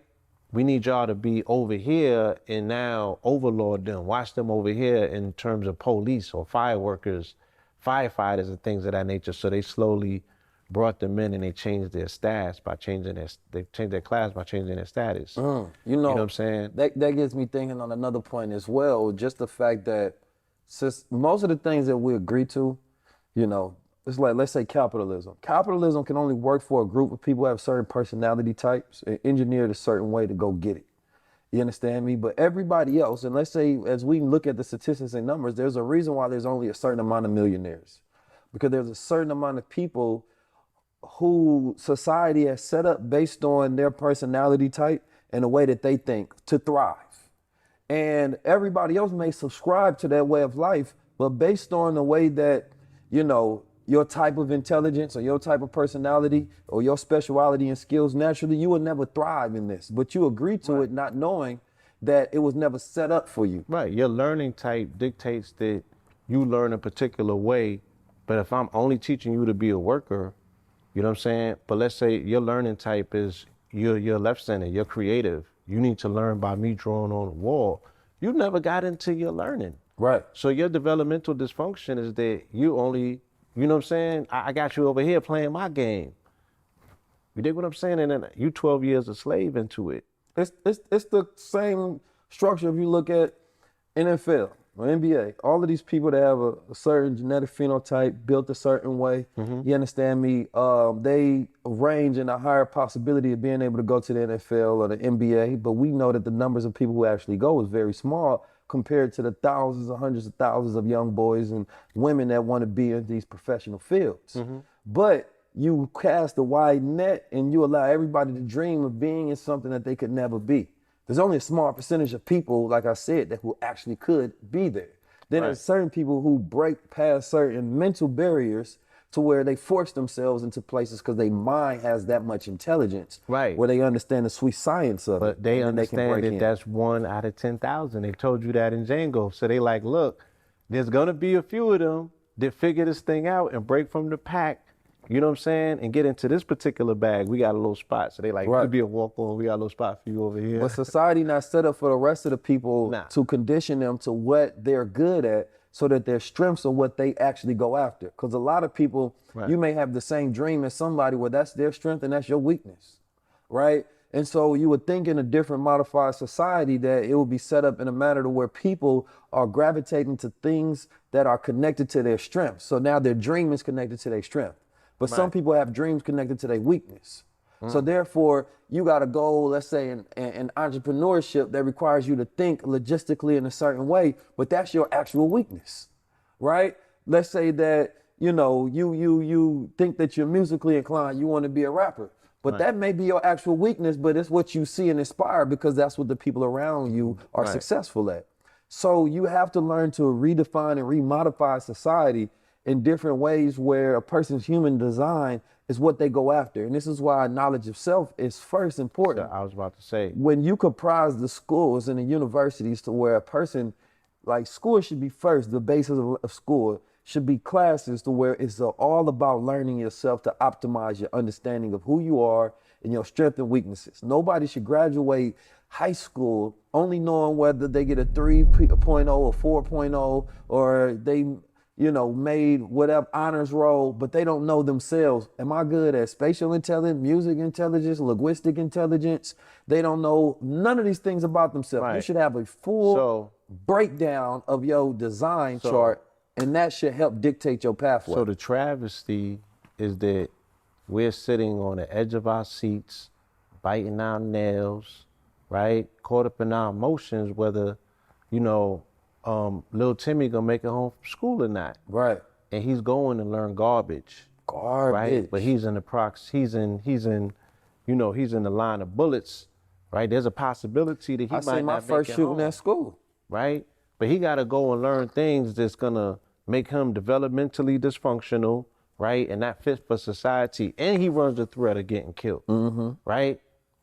So we gotta do better, because what you're talking about is necessary and needed, but who's gonna teach it?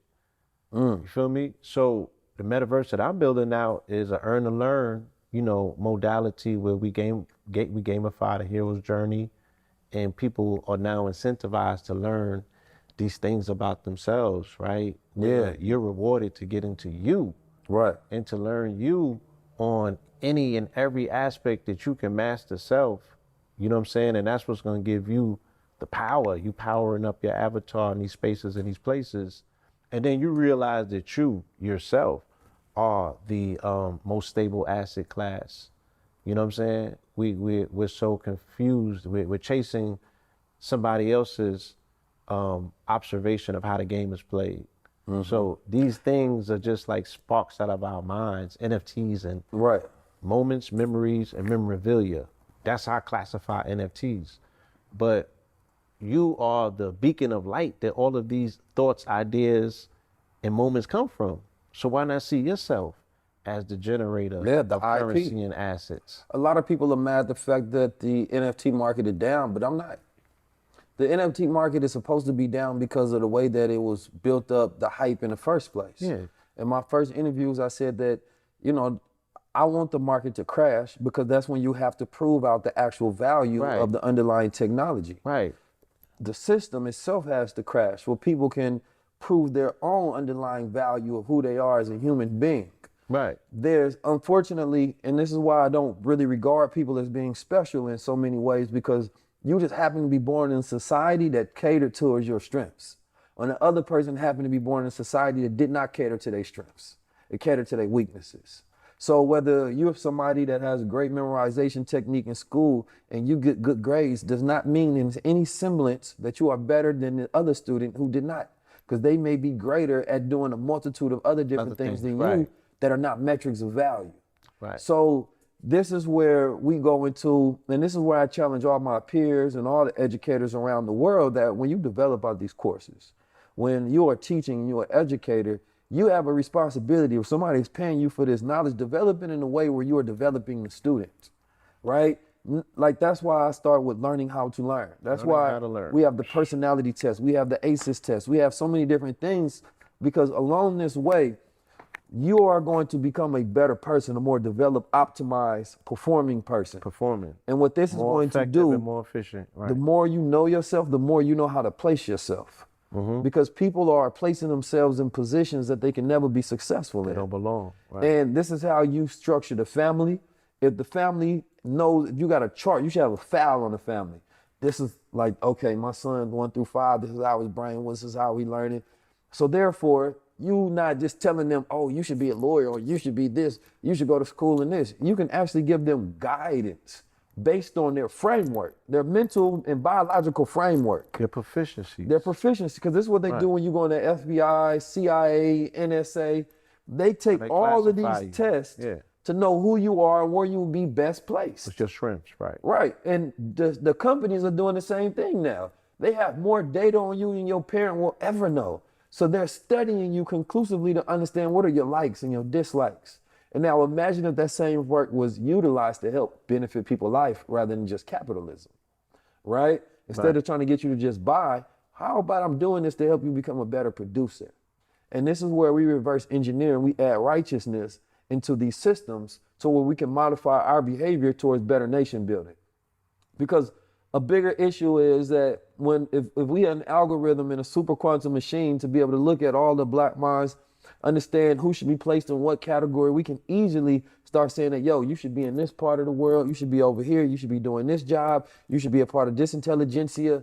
And this is the mind frame that I'm putting that out in the universe that we are building out. Not that we're going to, that we're building out, because we have to start reshaping people based on where they need to be. It's built. It's built. Just call forward the pieces of it. You know what I'm saying? It's built. It's already here. 27 cubes form a Rubik's. So you should pull in those 27 scientists. And I think that if we have problems that are unsolvable to this day as a community and a society, why not put it to a computer? Why not throw it to AI? Why not throw it to a quantum computer to see what the algorithm says at this point, right? Once we install our mind in the machine, right? Once we spiritualize matter, which is the machine, and put our mind into it, we also can put in these quote unquote problems with these are just equations.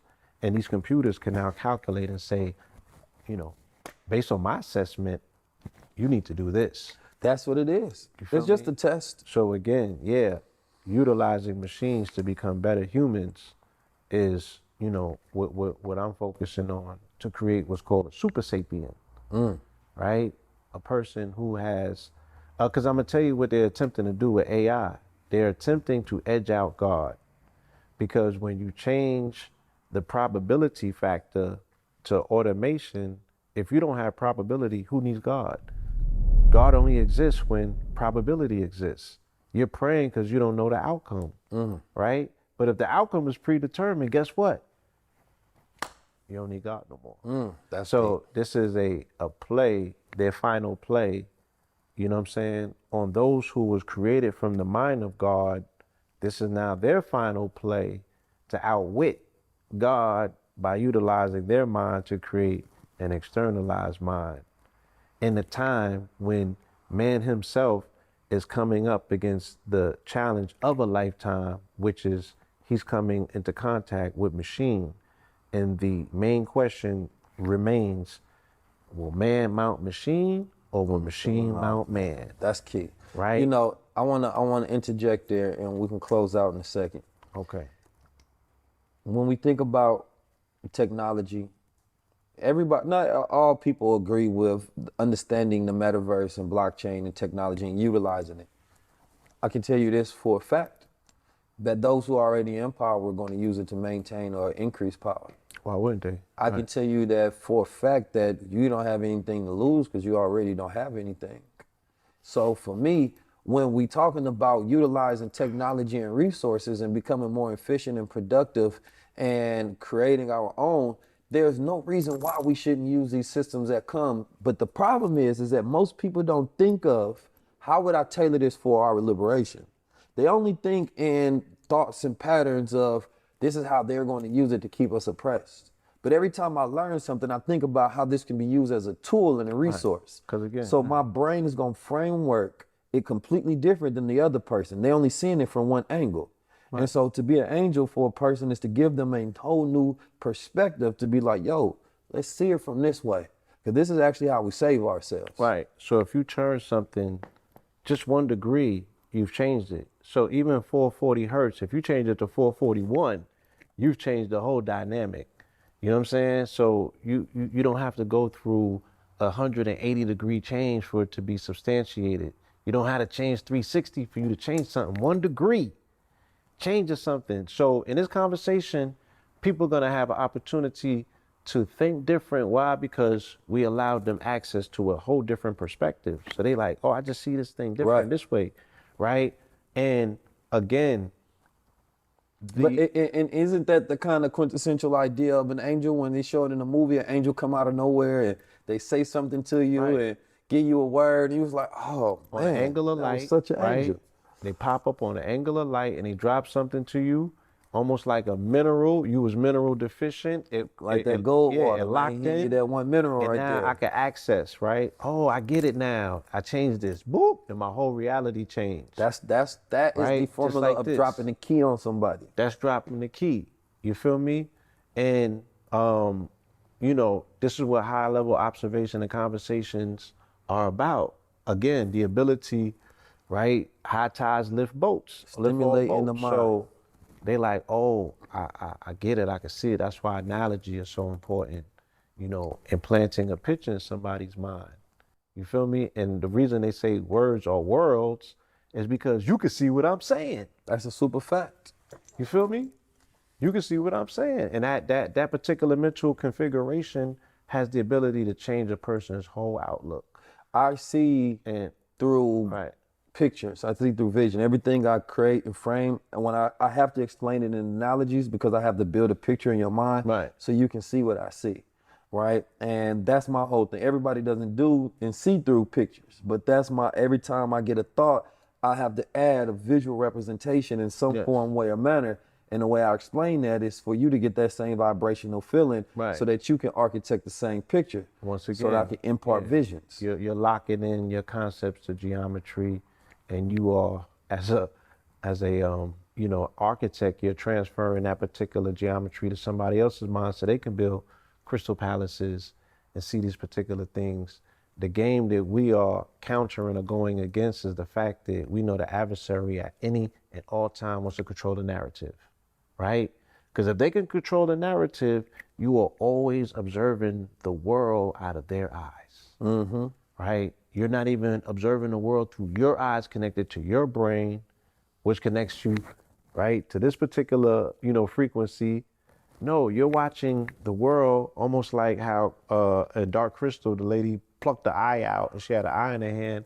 We watching the world through somebody else's eyes attached to a brain that's calcified. If I only give Right. you a certain type of ingredients, you can only make a certain type of dish. Right. So that observation cannot see but so far because it's calcified. The pineal's not fully activated. You're not seeing into the darkness. You was talking about earlier making, and this is what they say in the book, we have to make light conscious of itself and dark conscious of itself as well, because darkness is just another spectrum of light.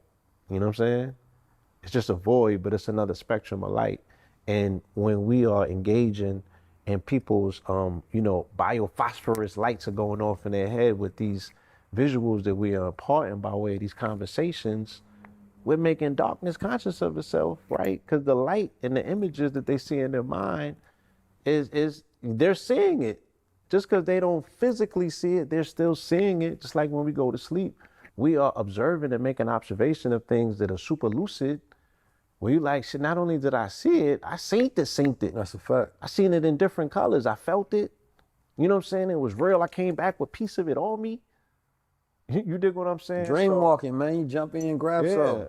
I grab stuff from dreams all the time that I utilize in real life. There's certain conversations I've had in my dreams. I know you do. That I ponder upon to this day on what they mean, and it actually helped me navigate. I actually used the piece I was having a conversation with the Honorable Minister Louis Farrakhan in my dream. Dope. And he told me something. Dope.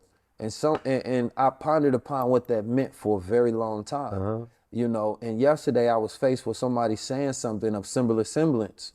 But now that I've already been through the iteration of that thought so many times, that I had a whole lot of experience in dealing with that particular matter. So when I dealt with that individual, people was like, yo, you dealt with that amazingly.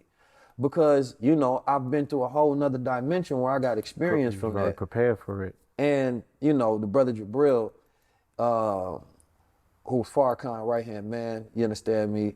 And he was, close to the Honorable Elijah Muhammad as well. Say that, when Honorable Minister Louis Farrakhan visits you, it's like, it's real. You understand me? Because you got to think about the many times where you have a dream about Malcolm X or Honorable Elijah Muhammad or Marcus Garvey. You don't have a dream about certain figures too many times. Now, people tell me I'm always in a dream. Me too. I be in the astral plane. And I be behaving myself. That's you know what I'm saying? Yeah, I be. You know what I mean? They be like, oh. They always say I'm there helping. Yeah. Usually. And I be in and out, but that don't mean we got a connection. No, I'm just No, it don't.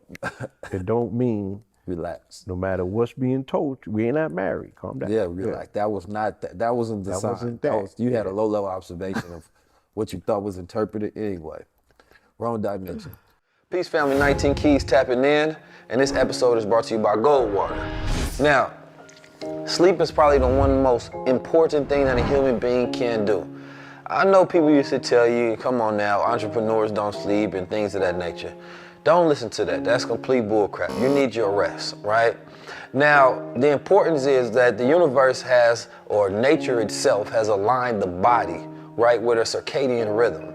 At 10 o'clock, we naturally are supposed to stop eating and our body starts to secrete a fluid, making us tired, right, known as melatonin. Those who have heard of this understand this. We often disrupt that process because we have artificial lights, blue lights within the day, and by the time we go to sleep, we never get into that deep beta delta wave sleep, right?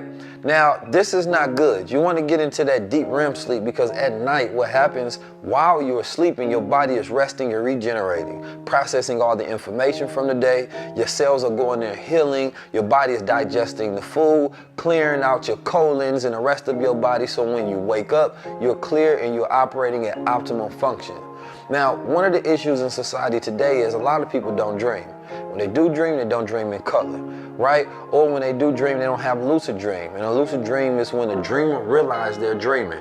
That means that you have power over your subconscious faculties. The same way you have power in the lucid dream when you can control everything in your reality, it's the same way you can have power in a lucid woke state. But the lucid dream allows you to be able to figure out complex ideas and things that's going on in your own life and take control over it, right? But everybody doesn't even know how to operate in that standard of reality that every human being has the possession to be able to tap inward to. We have great testimonials when it comes to Gold Waters that our customers and our clients are always coming back and say, yo, I had my first deep dream in a long time. I've had great sleep. So sometimes I would take Gold Water right before I go to sleep. I also take it when I wake up in the rising. So it gives me that energy, it gets me started. I take it on an empty stomach 30 seconds before I eat anything in my stomach, and I take it at night. So it helps me secrete that melatonin, that electrify my brain, tapping into that third eye, decalcifying my pineal gland. So by the time I wake up, I am abundant, I am refreshed, I am ready to go, as all human beings should. Listen, I don't know what you're doing right now, but make sure you get a great night's sleep so you can wake up refreshed, and then do it on the go and see if you're more in that electrical mode. Tap in.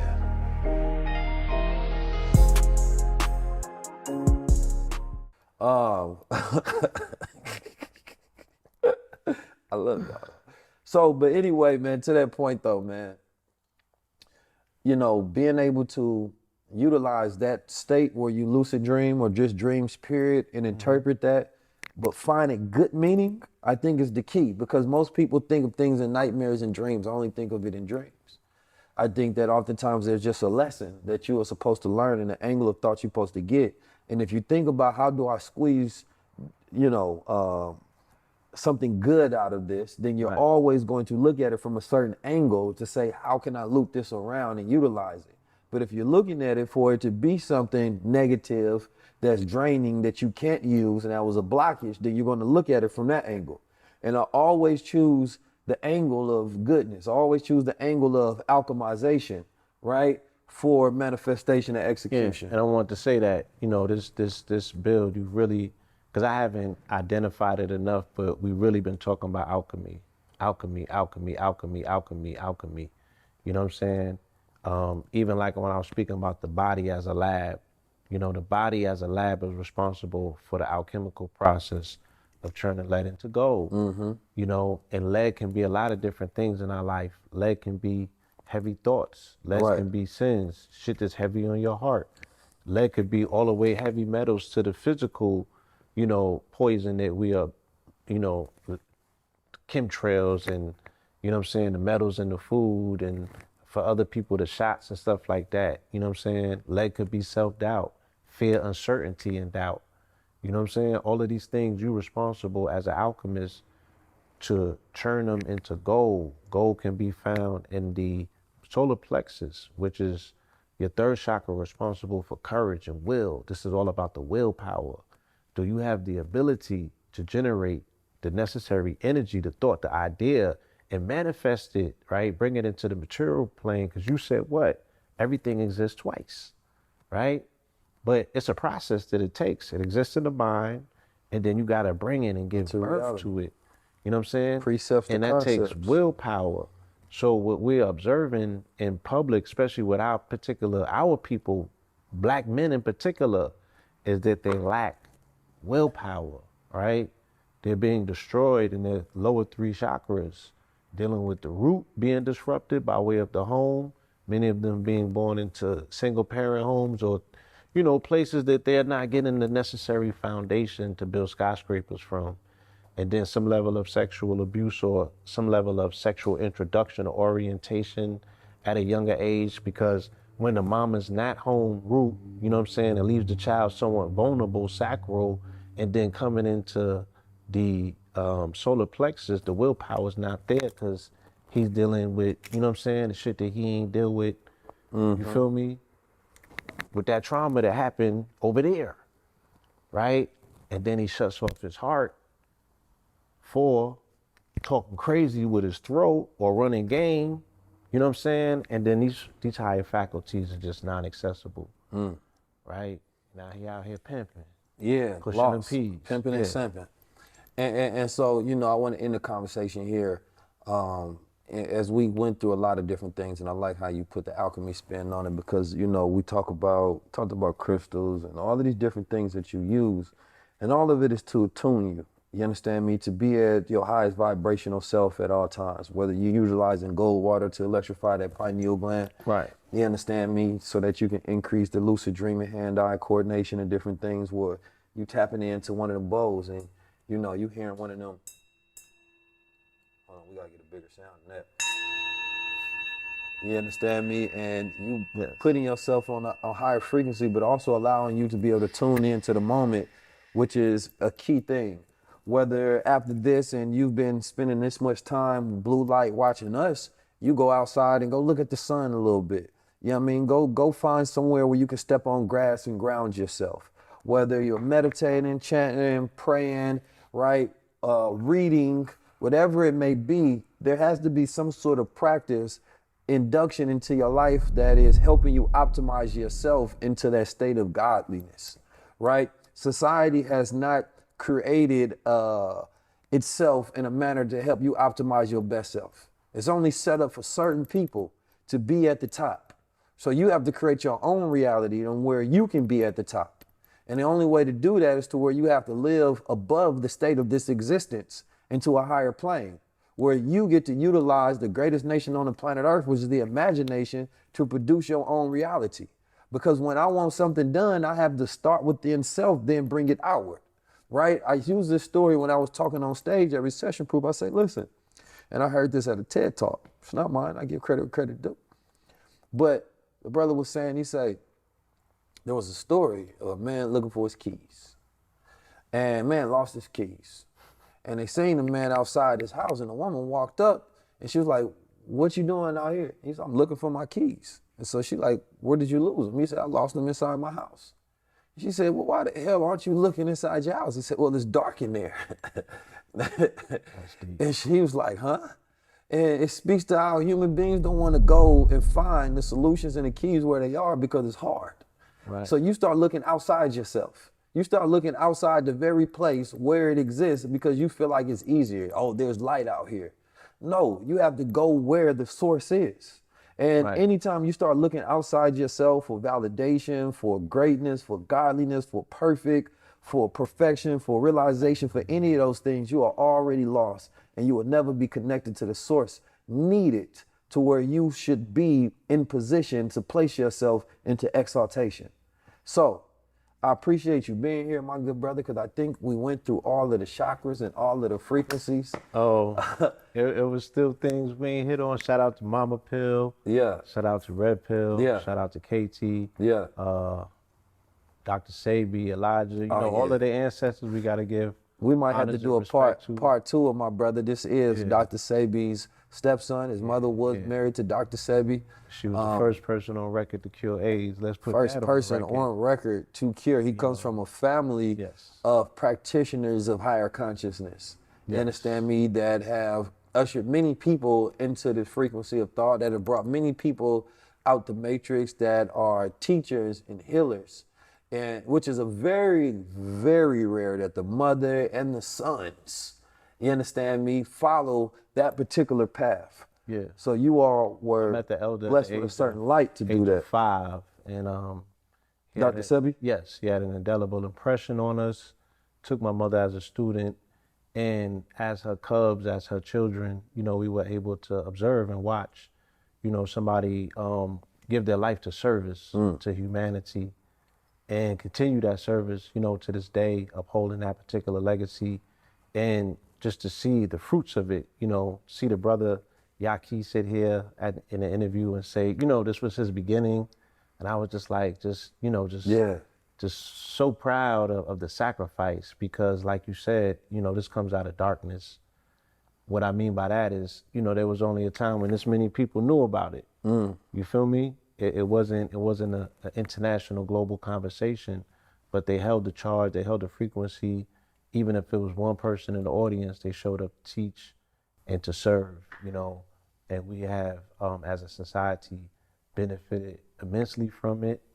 And we're honoring the work of our ancestors by unifying, by bringing these forces together and showing that, the best way that we can make sense of a particular situation is to show, unity and force.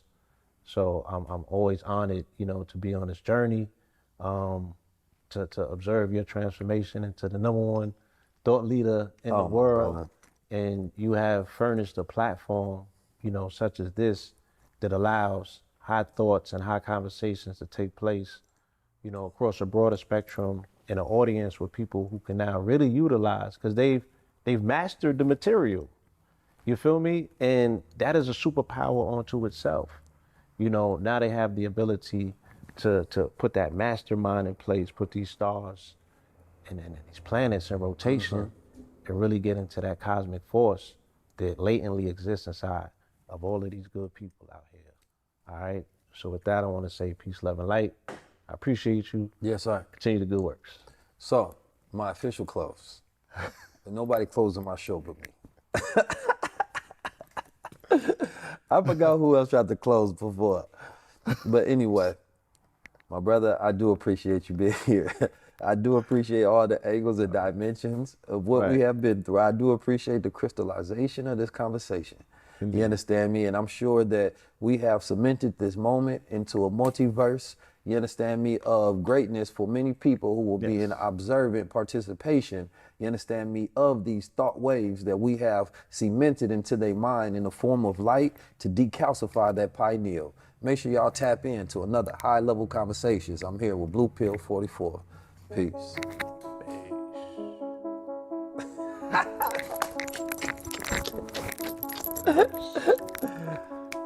That was a good one. Yeah. I'm gonna let him get his. Yeah. 19 keys, and this is high-level conversation. Tap in with the God.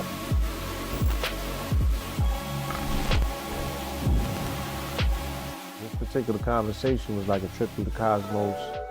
We definitely were ascending, you know, through the chakras, going from lower to higher. I felt that particular transition. So I'm sure that people observing this particular program are gonna be able to go through that same thing. I want them to walk away knowing though that even though we go all the way to the highest of heights, don't be intimidated by those heights. You too can attain this level of access to information. Every journey starts with one step. Yeah, man, you know, Blue Pillar, reason I had him on here, he a pillar of the community, he a pillar of the culture, man. He's a pillar of consciousness. He's an encyclopedia and a wealth of knowledge and information in all fields and ranges. I know people that are hedge fund managers, rappers, celebrities, psychologists, doctors, all sort of different people follow Blue Pill, and they tap into, you know, the science in which he teaches, which is not institutional science. You understand me? You're talking about getting to more of that crystalline consciousness, to where you're talking about utilizing some of the occult methods. You understand me? And utilizing some of that gnosis and that higher knowledge. And that brother is an adept in the school of higher consciousness. So I wanted to have people understand that, you know, you may look at one person because let's say what they talk about all day is financial literacy, right? And in this structure of America, and it's a capitalist society, of course financial literacy is going to resonate. This is the greatest movement that we've seen of it, financial literacy. But at the same time, we have to have financial consciousness. We have to have higher consciousness, because if we get money without righteousness, you understand me, then we're gonna become devils because of the way that we're gonna use it. And it can be used against us as a tool to become our God. And I think that this brother is constantly reminding us to think outside the matrix. You understand me? I always say that, and I think this is a perfect way to describe Blue Pill in this analogy, is that, you know, the box don't think outside the box. Don't think inside the box. The box don't exist. You understand me? And I think that when I get to a roundabout of thinking with Blue Pill, when you try to structure it with some of the layers of angles that you've got from, you know, a traditional education and institutions, you're going to lose, because you're going to be thinking inside the box. And even when you think outside the box, it's only compared to the box itself. But when you remember the box don't exist, then you're tapping into universal law. And that allows you to be able to stream intelligence from places that don't have to be validated, because it's verified by the fact that you are the source. So I think that Blue Pill is a curator of that particular stream of thought and consciousness. I've been knowing this brother for years. We travel around the world. We've taught many different people, and I've learned a lot from him. You understand me? Just along the way. Anytime I talk to him, he reminds me of different parts of things that I'm interested in reality, different things that I've studied, you know, as an intellectual, as a self-described scholar myself. So I think that blue pill is necessary, and especially because, we all living in the matrix. And it's one of my business partners as well that I've done some great integrable business over the years, and we know how hard that is to find good business partners because I done work with a lot of suckers. Initially, when I came into the community, there was no community, so I had to put foundations down. I had to start building out things, building out stages that wasn't necessarily for me. You know what I'm saying? I was always wanting to find the individuals who are most prepared to do the job that needed to be done. And when I met Keys, he definitely showed the character of an individual who knew exactly what he came to do. He was on assignment. He's always been consistent with his word, and his intention has been in the right place. And his conversation and demonstration on family, I felt was the most important topic and the most important demonstration at the time. Things that people may have been overlooking. A lot of people were arguing whether God was a woman or a man or what have you, and not really focusing on the family unit. But you gotta lead by example. So, you know what I'm saying? The brother had the ability to demonstrate in real time what it looks like to put your family back in a position of power. And I think that that's something that we need to duplicate and replicate throughout our country, our nation, this world, especially the melanated diaspora. Yeah, man, I remember when I was, thinking about the idea of Goldwater, and I had put it in the chat because it was during the time when I created a group called Shifters, co-founded it with my brothers, and I was like, yo, I did the math on this gold, like this is it, this for the people, this is what we need. And nobody hit me back, but Blue Pill hit me, was like, bro, I'm on that. I'm already into the gold. I've been locked in, you understand me? And so, it was magic from there to where we decided to go into business, and Blue Pill had been a solid business partner, but at the same time, he is very much educated within that field.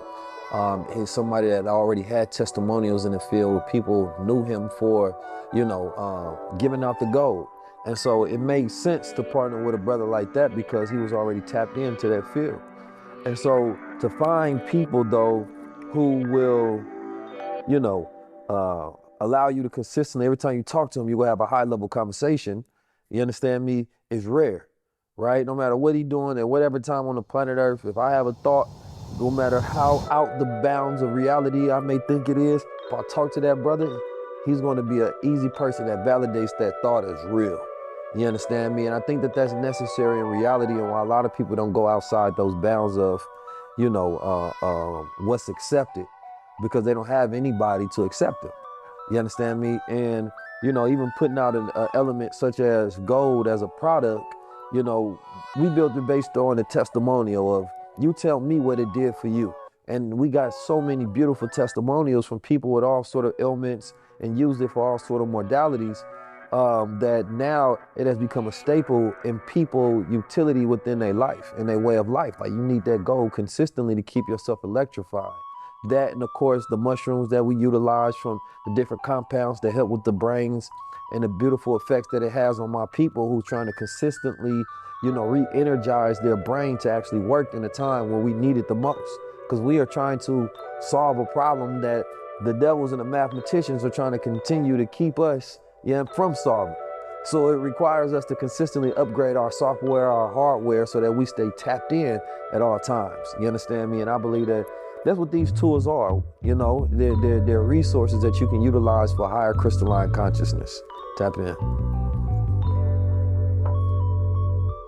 Peace to you and yours, brother. Blue Pill Report, live and direct. We are here at High Level Conversations. I'm with your host, brother 19 Keys. I'm 19 Keys, and this is High Level Conversation. Tap in with the guy.